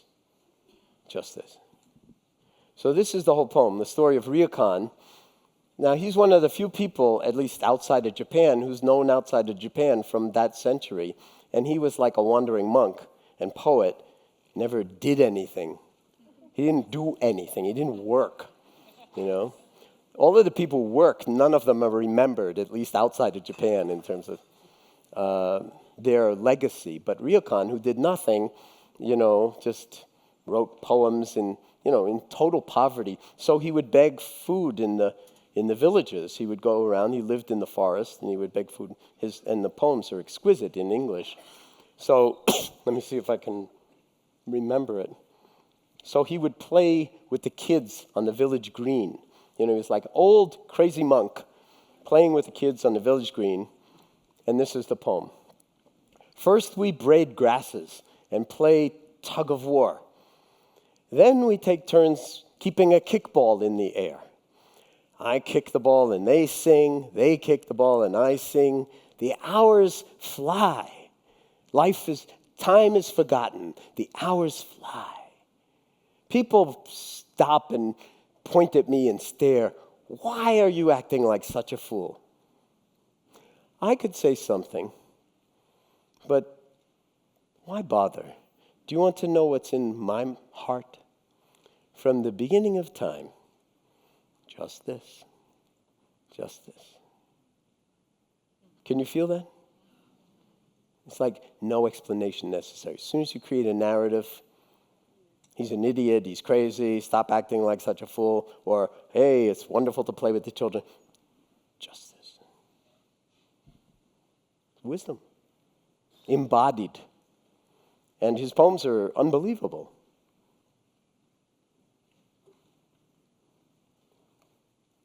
And speaking of whoever wants to sort of be remembered for something that you haven't yet accomplished in the future, read Ryokan, because he accomplished nothing and has such a profound legacy.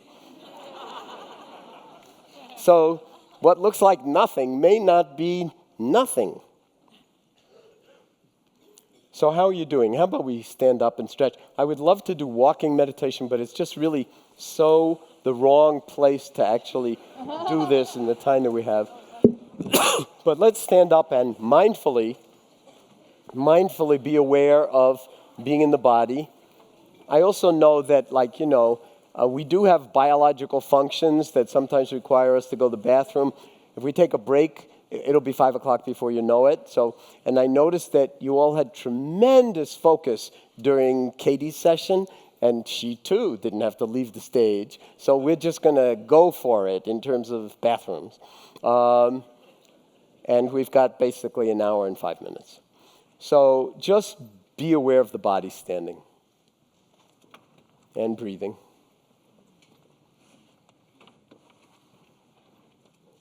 And just as we did in the more extended meditation, see if you can drop in right now. It's like no future, no past, just this. And feeling the body and holding it in awareness with no effort.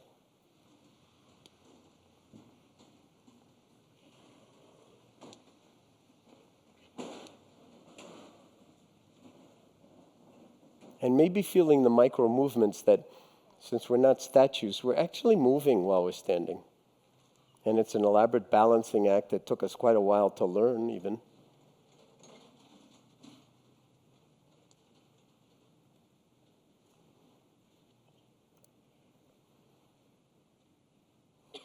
And notice how beautifully the breath enters the body and leaves the body. And it does it all on its own. If it were up to you to, we talk about like who's breathing, I'm breathing. But frankly, if it was up to you to be breathing, you would have died a long time ago. Whoops, forgot, dead. So you're actually not allowed anywhere near the phrenic nerve or the diaphragm or the brainstem or, all of that circuitry. You're not reliable enough to breathe. But you can make a big story out of, my breathing. I'm breathing. Lots of luck.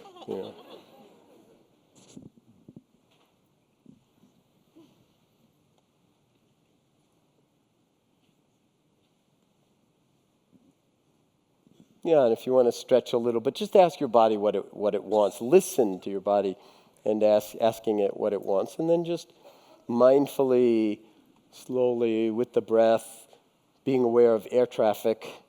I've got a whole stage, but you've got like no stage. And you see then everything, we spend a lot of time doing mindful yoga in MBSR, but everything is yoga. Everything is movement. So there's no separation between, say, stillness on a cushion or on a chair and moving. Okay? Then how many of you have little babies? How many of you have now little babies in the house? Okay. That's the best meditation practice of all. Holding the baby. And then moving with the baby and moving face, your face is moving together and everything. I mean, it's like, and of course, that's true for larger kids too. It just changes form in many ways. But there's nothing really, cooking vegetables, cooking, cleaning the house. There's nothing that's not like, vacuuming yoga, it's under the bed. It's like, you don't have to be a martial artist. You just, whoa, look at that swan, just get all those dust bunnies. I mean, there's doing the laundry meditation. I mean, there's no end to it. So life itself becomes the practice. So let's take our seats again.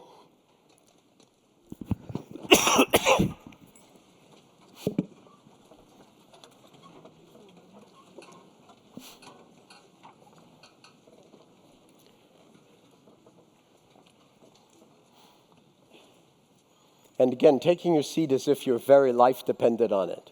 So we're not kidding around, and yet, of course, we're kidding around.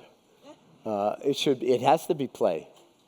Too serious, it's just not real practice. It's actually tuning your instrument of attending, of learning, of apprehending, of sensing, of being.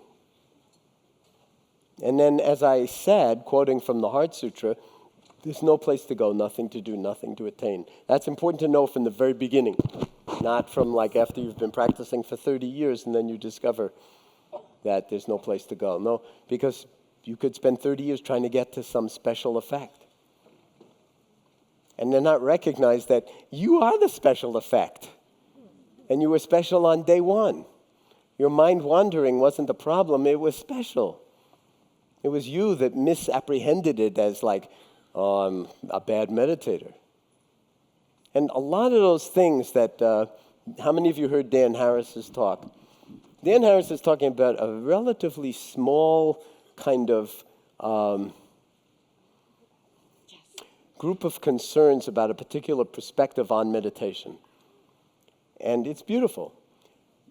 But the first question is, am I doing it right? So, or one question is at least, am I doing it right? I don't remember if it's the first question. But the answer is, as long as you're doing it right. Okay? If you're willing to be with whatever arises, you're doing it right. If you're lost in thought all the time and you're aware some of the time that you're lost in thought, you're doing it right. Keep practicing. So be as generous as possible, because in the first 20 or 30 years of meditation practice, you kind of say to yourself, at least in my experience, that I'm meditating now. I'm doing the meditation. Anybody else ever say that to yourself, that I'm gonna sit now, I'm gonna do the meditation? Raise your hands up high so I can feel that, everybody. So, but after a while, it's like not quite true. It's more like the meditation is doing me. When I give myself over to the domain of being, the world is actually collaborating in revealing the actuality of things instead of the stories that imprison us.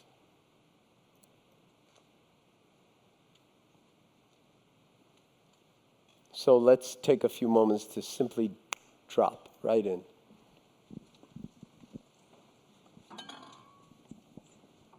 No place to go, nothing to do, nothing, no special something good feeling we're trying to attain, but to just be aware of how it is in the body right now. How is it in the heart right now? How is it in the mind right now? And whether you want to focus on an object, those of you who are in the first 5 or 10 years of this practice may be focusing on an object, like the breath sensations in the belly, and just stay with it. The mind wanders, bring it back. Mind wanders, bring it back. Mind wanders. When you recognize it, notice what's on your mind. Then in the noticing, bring it back. And you'll have to do that about 100 billion times. Each time for the first time, and without beating yourself up over it, because that's the ebb and flow of the tides. It's the rising and falling of the waves. It's just the nature of mind. But we're embracing the nature of our own minds and dropping down, in some sense, beneath the surface of appearances, thoughts, narratives, emotion, into being. And that's really been here all along anyway, which is why we can't get better at being aware.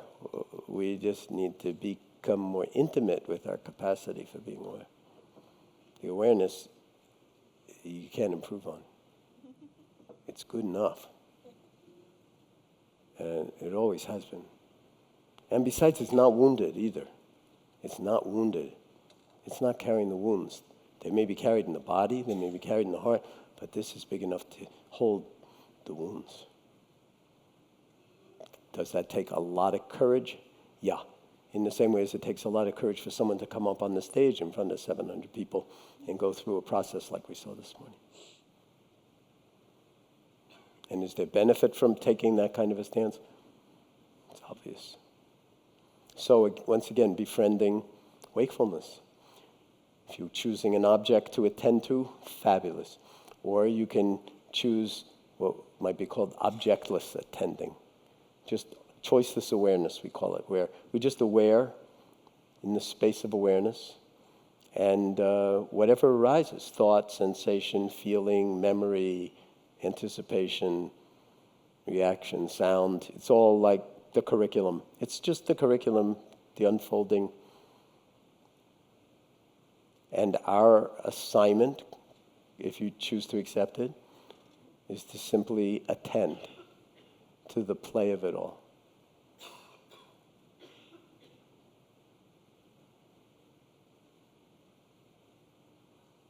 And not get caught with your personal pronouns overexposed.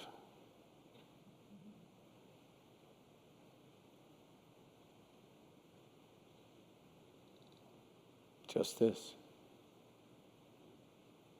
Just this.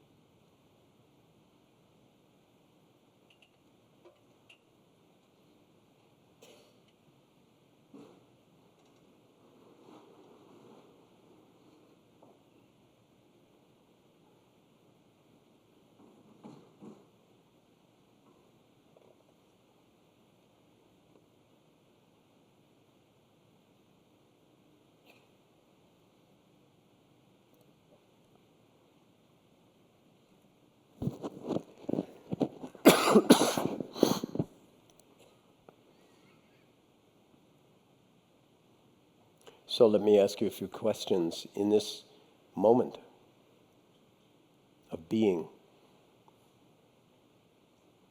is there an experience of wholeness?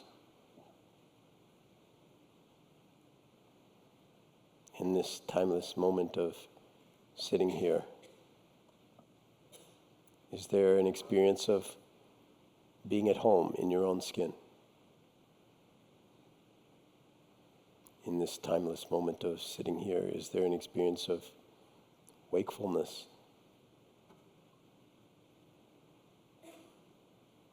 And in this moment, is there an experience of completion?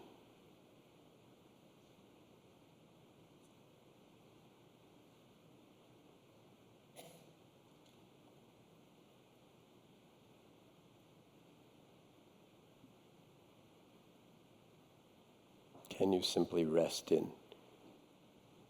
awareness itself? Take up residency here, so to speak. In the knowing and the not knowing that your awareness always is and always has been. And in the boundless spaciousness of it. So here's the opportunity for you to see whether you can locate a center in the field of awareness, or whether you can locate the boundary or periphery or circumference of your own awareness.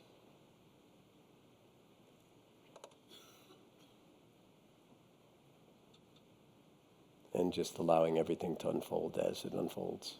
Whether the breath is serving as your primary anchor, or your breath in the body as the primary object of attending, or whether you're resting in the wide, boundless spaciousness of awareness itself, outside of time, underneath thinking.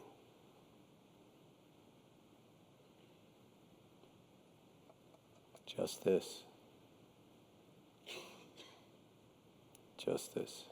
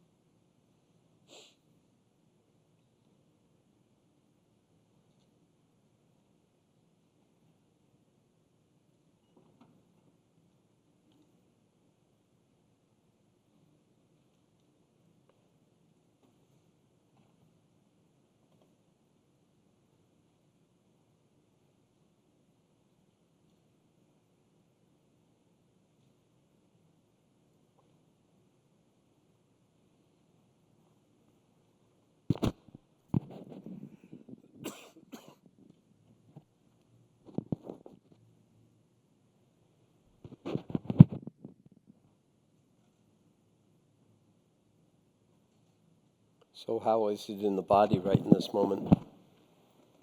Even with the carriage of the body, has the body collapsed, or is it as erect and dignified and alert and attentive as in the first breath? Because there is only this breath and only this moment.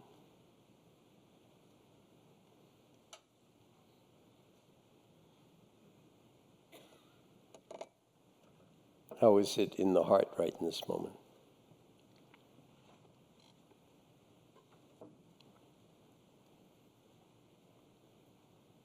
Just checking in, not through thought, but through pure awareness.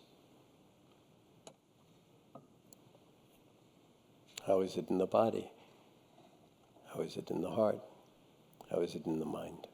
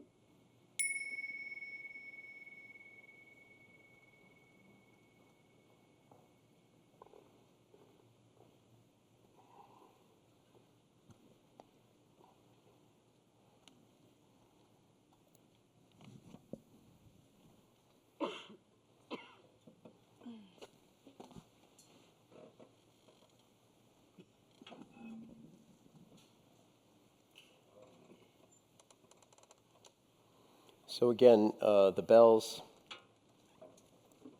don't really signal the end of anything. They signal a transition. Perfectly fine, by the way, to sit with your eyes open the whole time if you want to.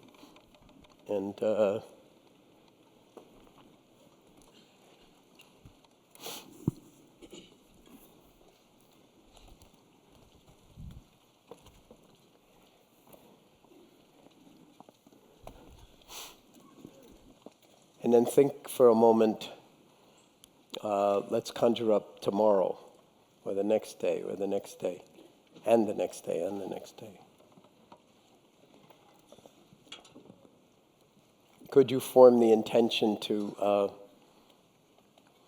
make some time during the day to actually drop into being in the way that we've been practicing, and probably the way you've been practicing for many years?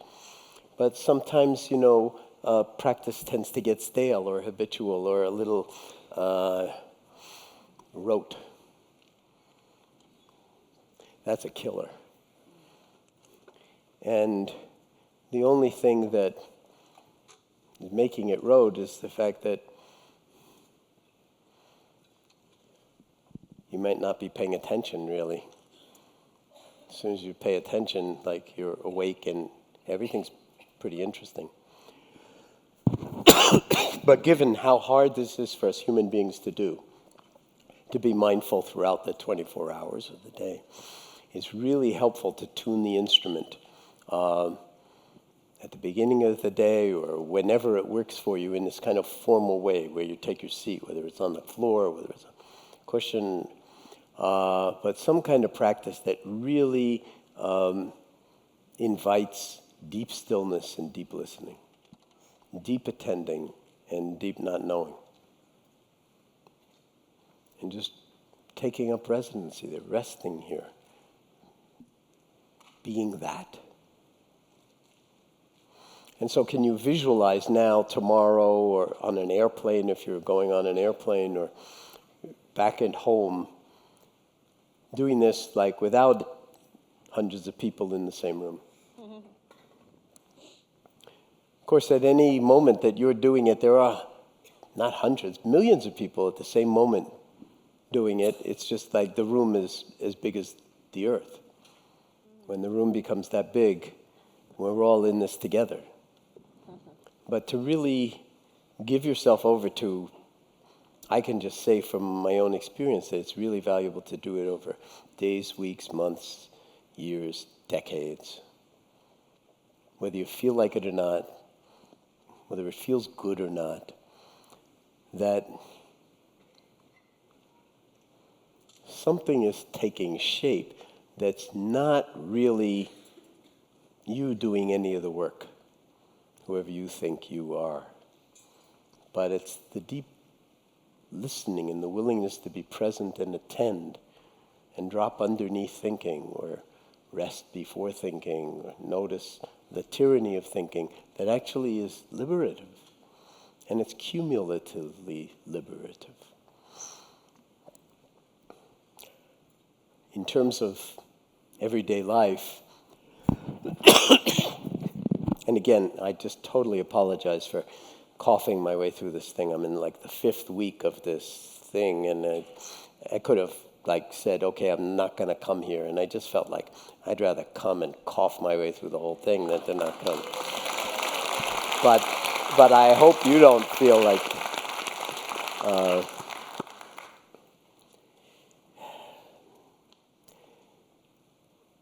thank you.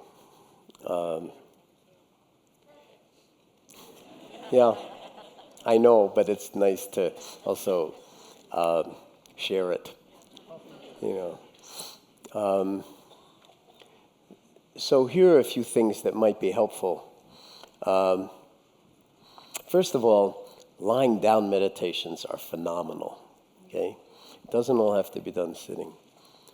Bed is a phenomenal place to actually practice, okay? Lying down in bed, on your back, in a corpse pose if you care to.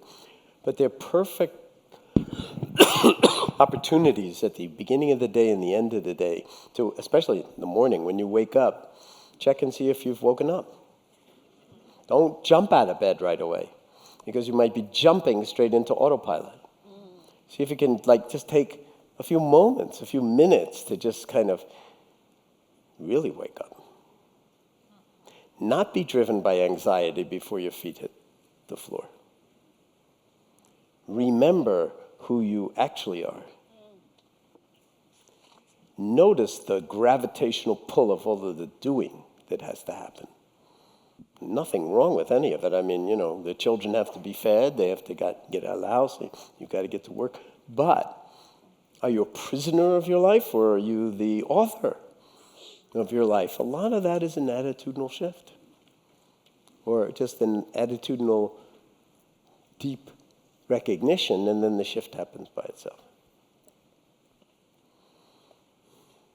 So, in bed, in the morning, in the evening, don't do it too much in the evening, because the tendency is to fall awake doing lying down meditations. Of course, people fall asleep like nobody's business in the body scan.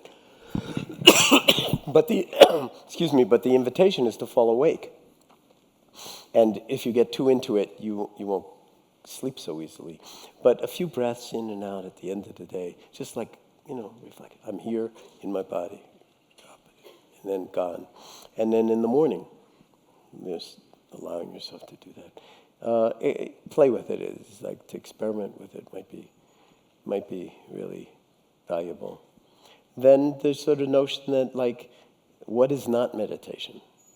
Every single aspect of life is like an opportunity to practice. How will I be in wise relationship to this, to this, to this, to this? And then, as with the Rio poem, people are going to have their ideas and opinions, right? And you're going to have your own. So you'll be pointing at yourself, saying, why are you acting like a fool? And, you know, it's interesting to just kind of not take any of that stuff personally. It's just thinking. It's just thinking. And while thinking is absolutely wonderful, most of our thoughts are like really imprisoning. We have very, very few creative thoughts in a lifetime. And we'd probably have more if we recognized that, you know, we didn't have to beat ourselves up constantly because there's something not right with us when we're already whole, already perfect, already beautiful, just as we are. And to sort of live your way into that as if it was really important.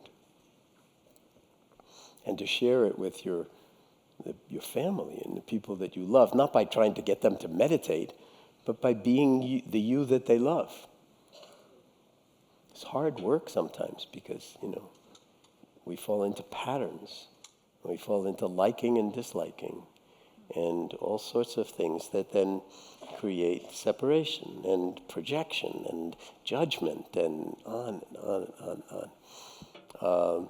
And so we could just, awareness is like writing yourself an immediate sort of restraining order. You know, like the finger touching the soap bubble. It's like, don't need to go there. You're not really doing anything, but all those imprisoning possibilities, they're evaporating instead of concretizing. So in the remaining time that we have, let's pass the microphone around and see if we can explore other aspects of your experience, what happened. So, Hi, is this me? why don't we bring a microphone over here so that some of the people up here can, and you're not a microphone carrier, okay, you'll do that. Okay, why don't you ask your question then? Thank you. Again, I apologize if you don't get the microphone. We don't seem to have that much control over it. I wish I had them to just throw out to you. Yeah. Thank you so much for your service. My question, or part of my conversation I have a lot with other people and myself, is around mindfulness and chronic pain. And I came to MBSR to get rid of the pain and felt really like it was a bait and switch when they said, oh no, we're going to now look at the pain or even lean into it. Did you go in thinking that they were going to get rid of it for you? Well, that was my plan. Nobody else told me they would do that. Did they disabuse you of that? They did. Before you signed up? I hope. No, day one, I figured it out pretty fast. The first 5 minutes, yeah. Oh, good. Okay, So, yeah. That's pretty good. Yeah, and it changed my life in every other way. You know, that could possibly get better, but not. The pain hasn't gotten better. Okay, but you said but. Yeah, Okay. Can you change that but to an and? and the pain hasn't gotten lighter, or actually, some of the pain has gotten better, and then other things have arisen. Wasn't that interesting? Yes, and when I'm in my head a lot, I can blame myself and think that if I had more discipline with my practice, that I would have meditated my way through out of the pain or through dealt with the healings that I needed, whatever. Yeah. So that's another story. Yeah. You can do the work on it, you know, Yeah. worksheets. Yeah. Yeah. Right. Yeah. But it sounds like you're learning a lot. And that your pain is teaching you a lot too. Yeah, I'd say so. So part of it is like, the challenge is, can you befriend what you're calling your pain? And can you actually like maybe play with not using the word pain, because it carries a lot of baggage with it, and just allow it to be sensation. Unpleasant sensation, perhaps. Intense, unpleasant sensation in the moment. And investigate those moments when it is arising. How are you in relationship to it? And just look. Excuse me, it's the same as the inquiry. Look, investigate, ask. And one of the things that you can ask is, my awareness of my discomfort actually uncomfortable? And you can discover that maybe there are other degrees of freedom that allow you to sort of put out the welcome mat for the unwanted. Just in this moment, not like a life sentence, and just see. And get your little toe into the water. Yeah, a Does that lot make of any times I sense to you? resist the resistance. A lot of times I can see that I'm really resisting and pushing, and I get very upset with myself. What are you resisting? Discomfort, unpleasant sensation. Well, so Resisting not being able to do the things I want to do. you mean being upset about not being able to, feeling limited. Is that what you mean? Yeah, yeah. And resentful and angry, including angry at the pain. That I don't get to angry very often. Okay. But still, it's an It's under impediment. there. So does it make any sense when I say, see if you can extend more befriending to the unwanted? Yes. So then play with that and see what happens, because MBSR is like 8 weeks, but it's a launching platform. It's not like, okay, now you've graduated and you're mindful for the rest of your life, or you've solved all your problems in 8 weeks. No, it's a lifetime's engagement. And have you ever actually expressed any gratitude to your discomfort or the parts of your body that are hurting or limiting your ability to do what you want to do, and expressed any kind of appreciation for them and what they're teaching you? Yes, but not in the moment that the discomfort or unpleasant sensations are really Yeah. up. Yeah, later. It's later. Theoretically. Yes. In thought. Yes. Try to do it in the present moment. I mean, really, like, drop in that moment. It's a great opportunity. It's an occasion. The pain is there anyway. See if you can drop in. All meditations don't have to be as long as we've been practicing. It's like one in-breath, one out-breath. But that might change your relationship to your situation in very interesting ways. Okay. Okay, so play around with that. Thank you. I know there's a hand there, but there have been people down here that... Yeah, it's here. I'm here. So where are you? I'm at the top. You're at the back. Okay. To your... I see you. You see? Yes. Hi, John. I want to ask you a question about mindfulness evolution. I've been a practitioner of meditation for a decade now, and I feel like I've reached the point where I'm in a plateau, and I'm just wondering, I feel like I don't know what I'm doing. And I'm wondering, is it normal? Like, I know you're going to say it's normal, but where does it go? How does that evolve? Is there, from your experience, you've been Well, first of all, are you part of a community that you practice with? Do you have any support for your meditation practice? Yes. Okay, and do you have one really good friend that you can talk to about your life and your meditation practice? Share it with?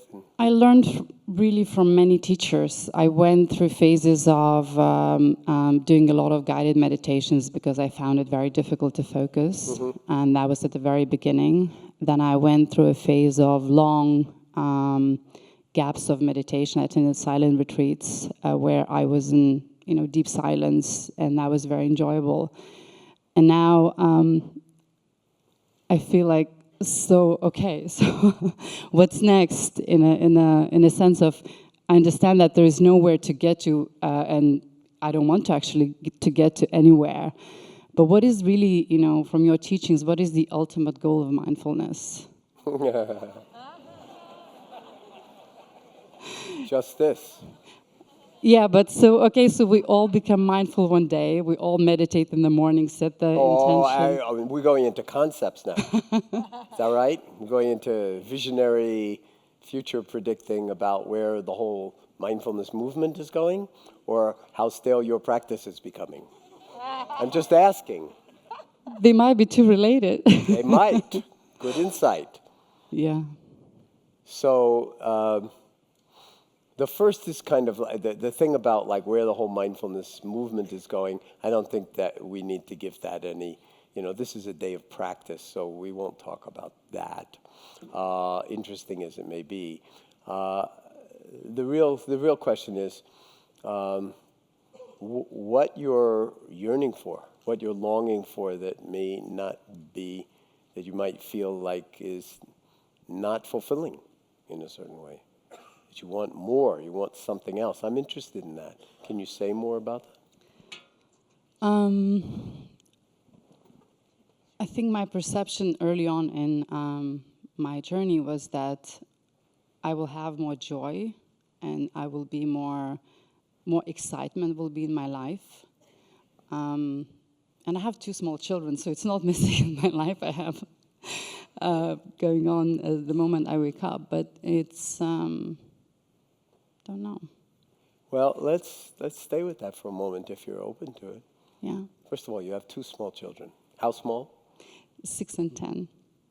Okay. And I teach them meditation. You teach them to meditate? Yes. Are they happy about that? They love it. Oh, okay. Every time I put them to bed, they say, "Mommy, can we do a bubble meditation?" I teach also other people how to meditate. And I know that you are involved with mindful schools, and I'm trying to bring mindful schools into our school. So. Where are you located? Palo Alto, California. Yeah, a lot of suffering there. Is that what I'm feeling? Well, I mean, there's a lot of suffering in the Palo Alto schools. Yeah.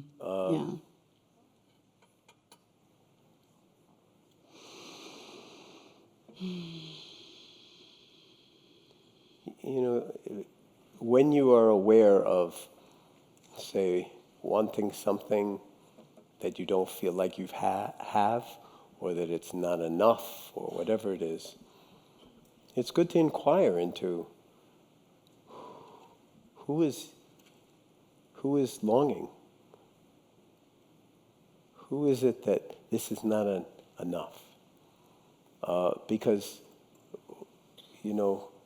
is it that there's not enough joy in your life, or that you're not experiencing enough the joy that's here?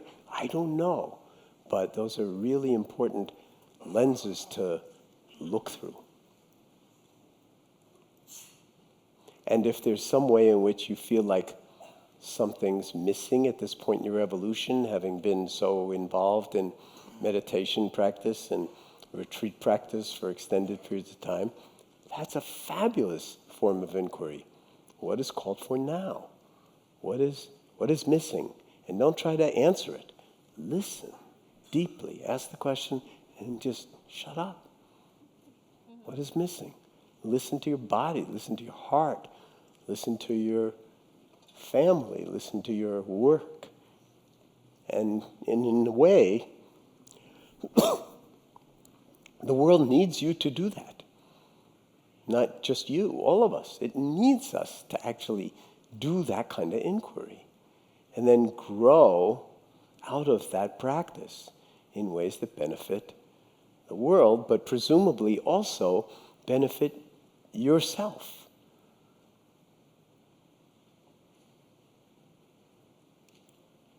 And the way to do that is to get your ass on the cushion more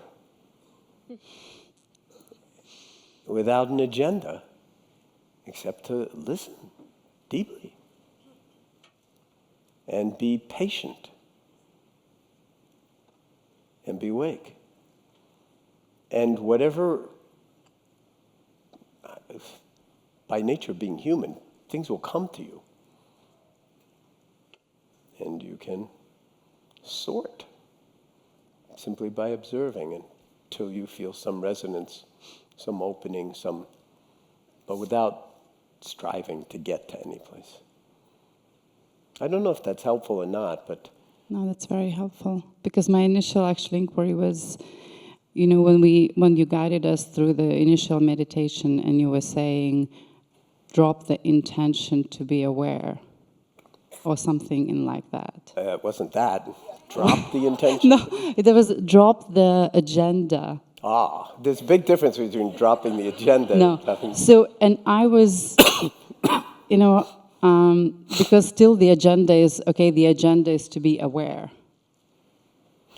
Let's turn that on its head. Like, Katie likes to turn things around.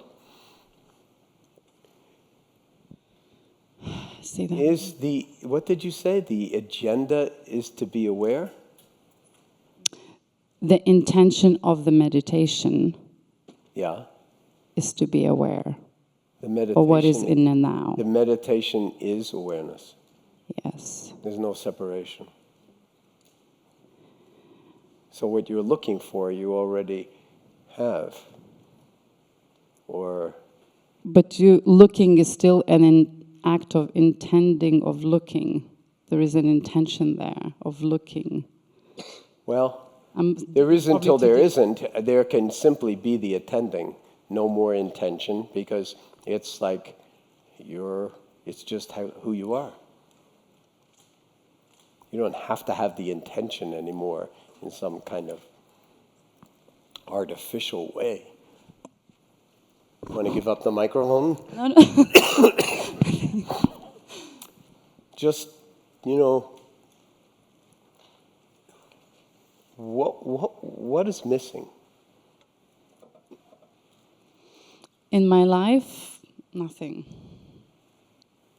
I think I'm.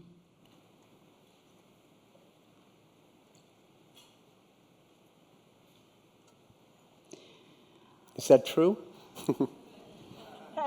No, it's yes, in the the human life. I mean, but I think what is missing that complete, like I'm still holding on to the truth of who I am. In a sense, I'm still, like Katie was talking today that when you dissolve, you just flow, become in that flow, and I think holding on on the bank of a river. So to a reified sense of who you are. Yes, to my sense of self. I think you've just answered your question.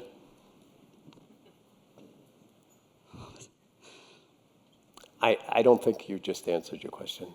You just answered your question.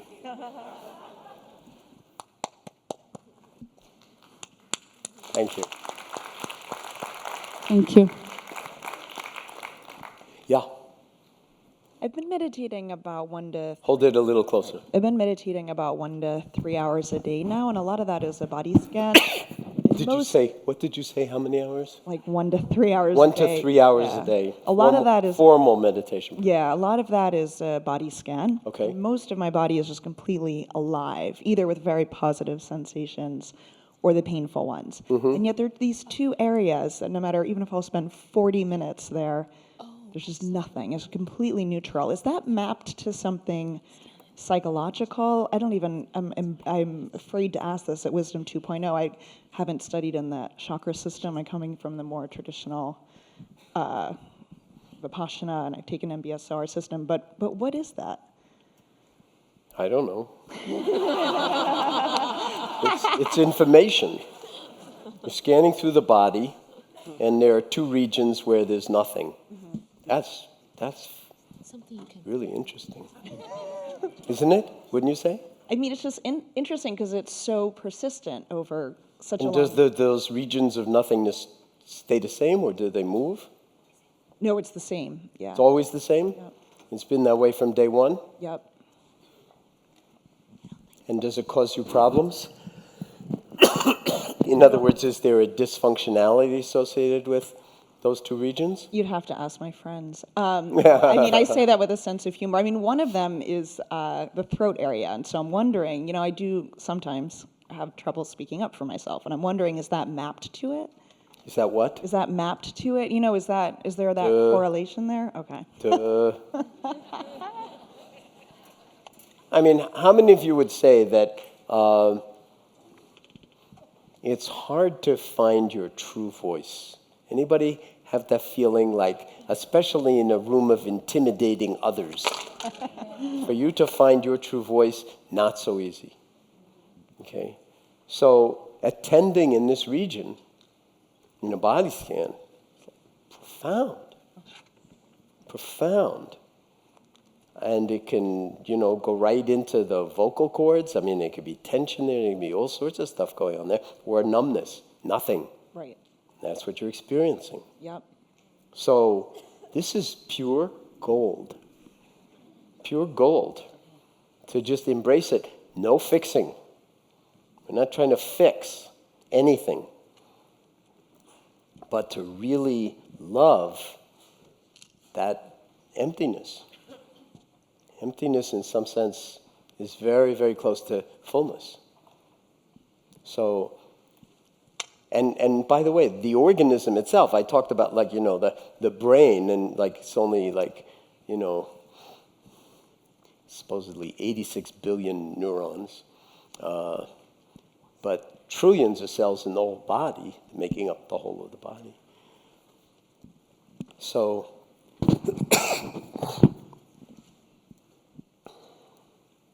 when you attend in this way, the body is continually changing itself. It's not just the brain, it's everything.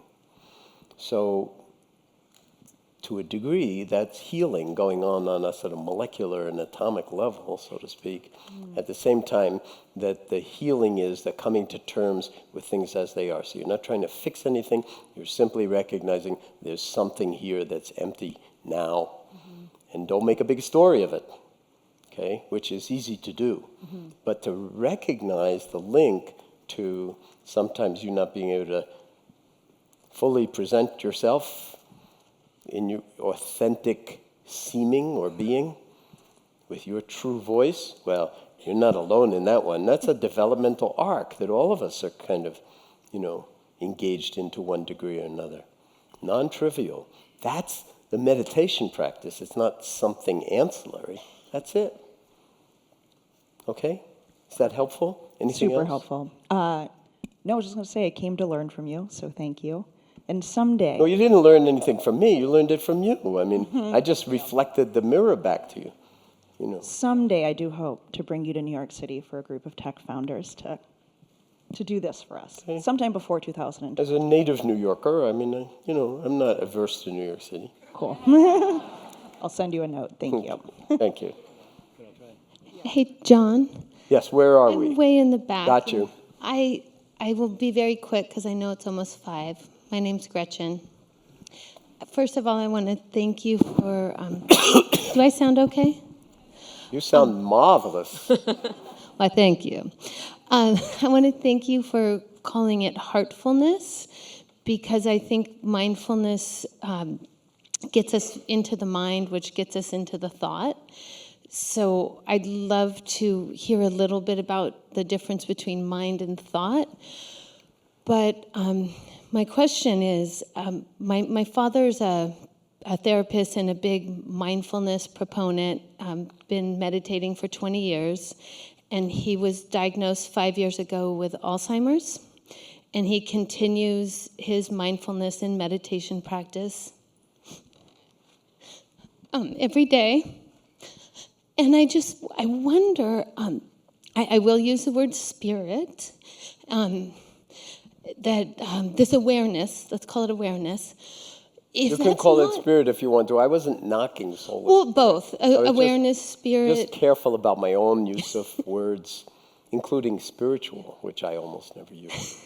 But it doesn't mean it's not a good word under certain circumstances. So if that that touchingness, touching that awareness, being awareness, feeling being awareness, isn't coming through the brain tissue, where is it coming from? Or if it is coming through the brain, will he lose it?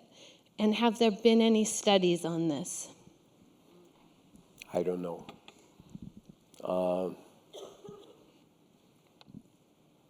But it's a profound question, and philosophers argue that question a lot in ways that an ordinary person like you and me wouldn't even understand what they were talking about. But it is a kind of deep issue, and the whole question of how much of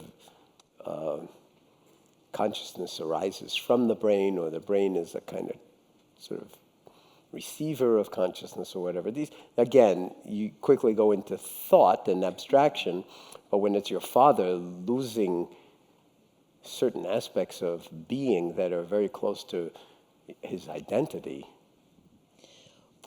then it takes on a whole other enormity, so to speak. But I don't think anyone really knows. What I would say, and again, because you're right, we don't have very much time, the very fact that he is keeping up his meditation practice is really beautiful. And I would recommend a book to you by a friend of mine named Olivia Hoblitzell, a long-term meditator and MBSR teacher, who was married to a man who was a long-term Buddhist mindfulness teacher named Harrison Hoblitzell, who got Alzheimer's and brought his mindfulness practice to his losing his mind. And she wrote a book called The Thousand Joys, A Thousand Sorrows, I think it's called. It's probably worth reading, but I don't have any more of a good answer for you. Okay. Well, thank you so much. And I wish you and him all the, the beauty of being father and daughter in that kind of poignancy. Well, I went through 12 years of that with my father, and it's the full catastrophe, including the beauty. well, practically speaking, we can meditate together. Yeah. And that's pretty I used cool. to do that a lot with my father, and he would never meditate with me when he was in his right mind. But he was happy to sit next to me and hold hands and just be together, and it was like phenomenal. I'm sorry, I'm going to not take your question because I really want to respect that we said we'd end at 5 o'clock. So let's take 30 timeless sort of seconds and just once again establish ourselves in a posture that embodies wakefulness and dignity. And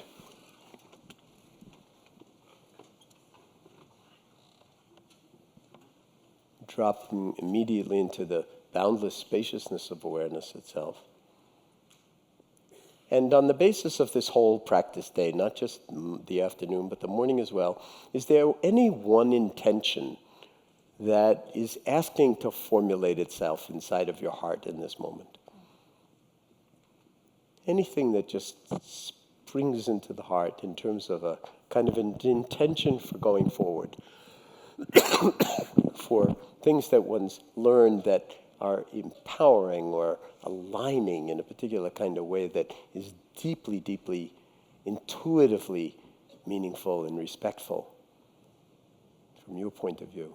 And just listening for whatever bubbles up, whatever emerges in terms of a kind of, I could intend this for, say, the next week, the next month, the next year, the entire rest of my life.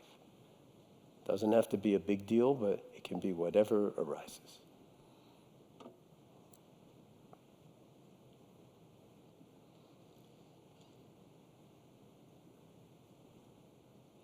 And I just want to close by thanking all of you for your presence here today. This really is a celebration of what's, I think, deepest and best in us as human beings. I know that there are people in this room from all over the world, young people, middle-aged people, seriously elderly people on the stage and so on, in this moment, that there really is a global community of intentionality around giving birth, if you will, to something that is so human that it doesn't fall into dualistic opposition, but that recognizes the common humanity of all of us. And then we find ways to navigate that actually respect that, but also respect our own values and integrity. And support people who are being harmed or who are the most vulnerable in our society or are the most othered and the most set aside in our society. And to find ways to do that that really are have integrity and that are joyful and mindful and heartful. And I think that we all, the world will just be so much more luminous and real when we give ourselves over to that enterprise, which is really as much a being as a doing. So when, again, the doing comes out of being, that's really the only hope we have, that it won't create the kind of oppositional stuff that we're so faced with every day. I also want to say that it's been an absolute honor for me to share this time with you. And notice how quickly an afternoon went by, a morning went by. It's like blip, blip, blip, and it's 5 o'clock. So I just really wish you well wherever it is that you're going to wind up in the next day or 2 or 3. And then to keep up your meditation practice, formally and then informally, even more importantly, just for the rest of your life. No kidding. As if your life depended on it, because if you formulate that kind of intention, you'll just do it. People used to ask me all the time, like in professional training programs, well, you haven't mentioned mantras, you haven't done anything about mantras. So finally, I'm just telling you this kind of off the cuff, that people, one day I just said, okay, at the end of a 7-day retreat, professional retreat, I'll give you a mantra. Here's a mantra for you. Just fucking do it.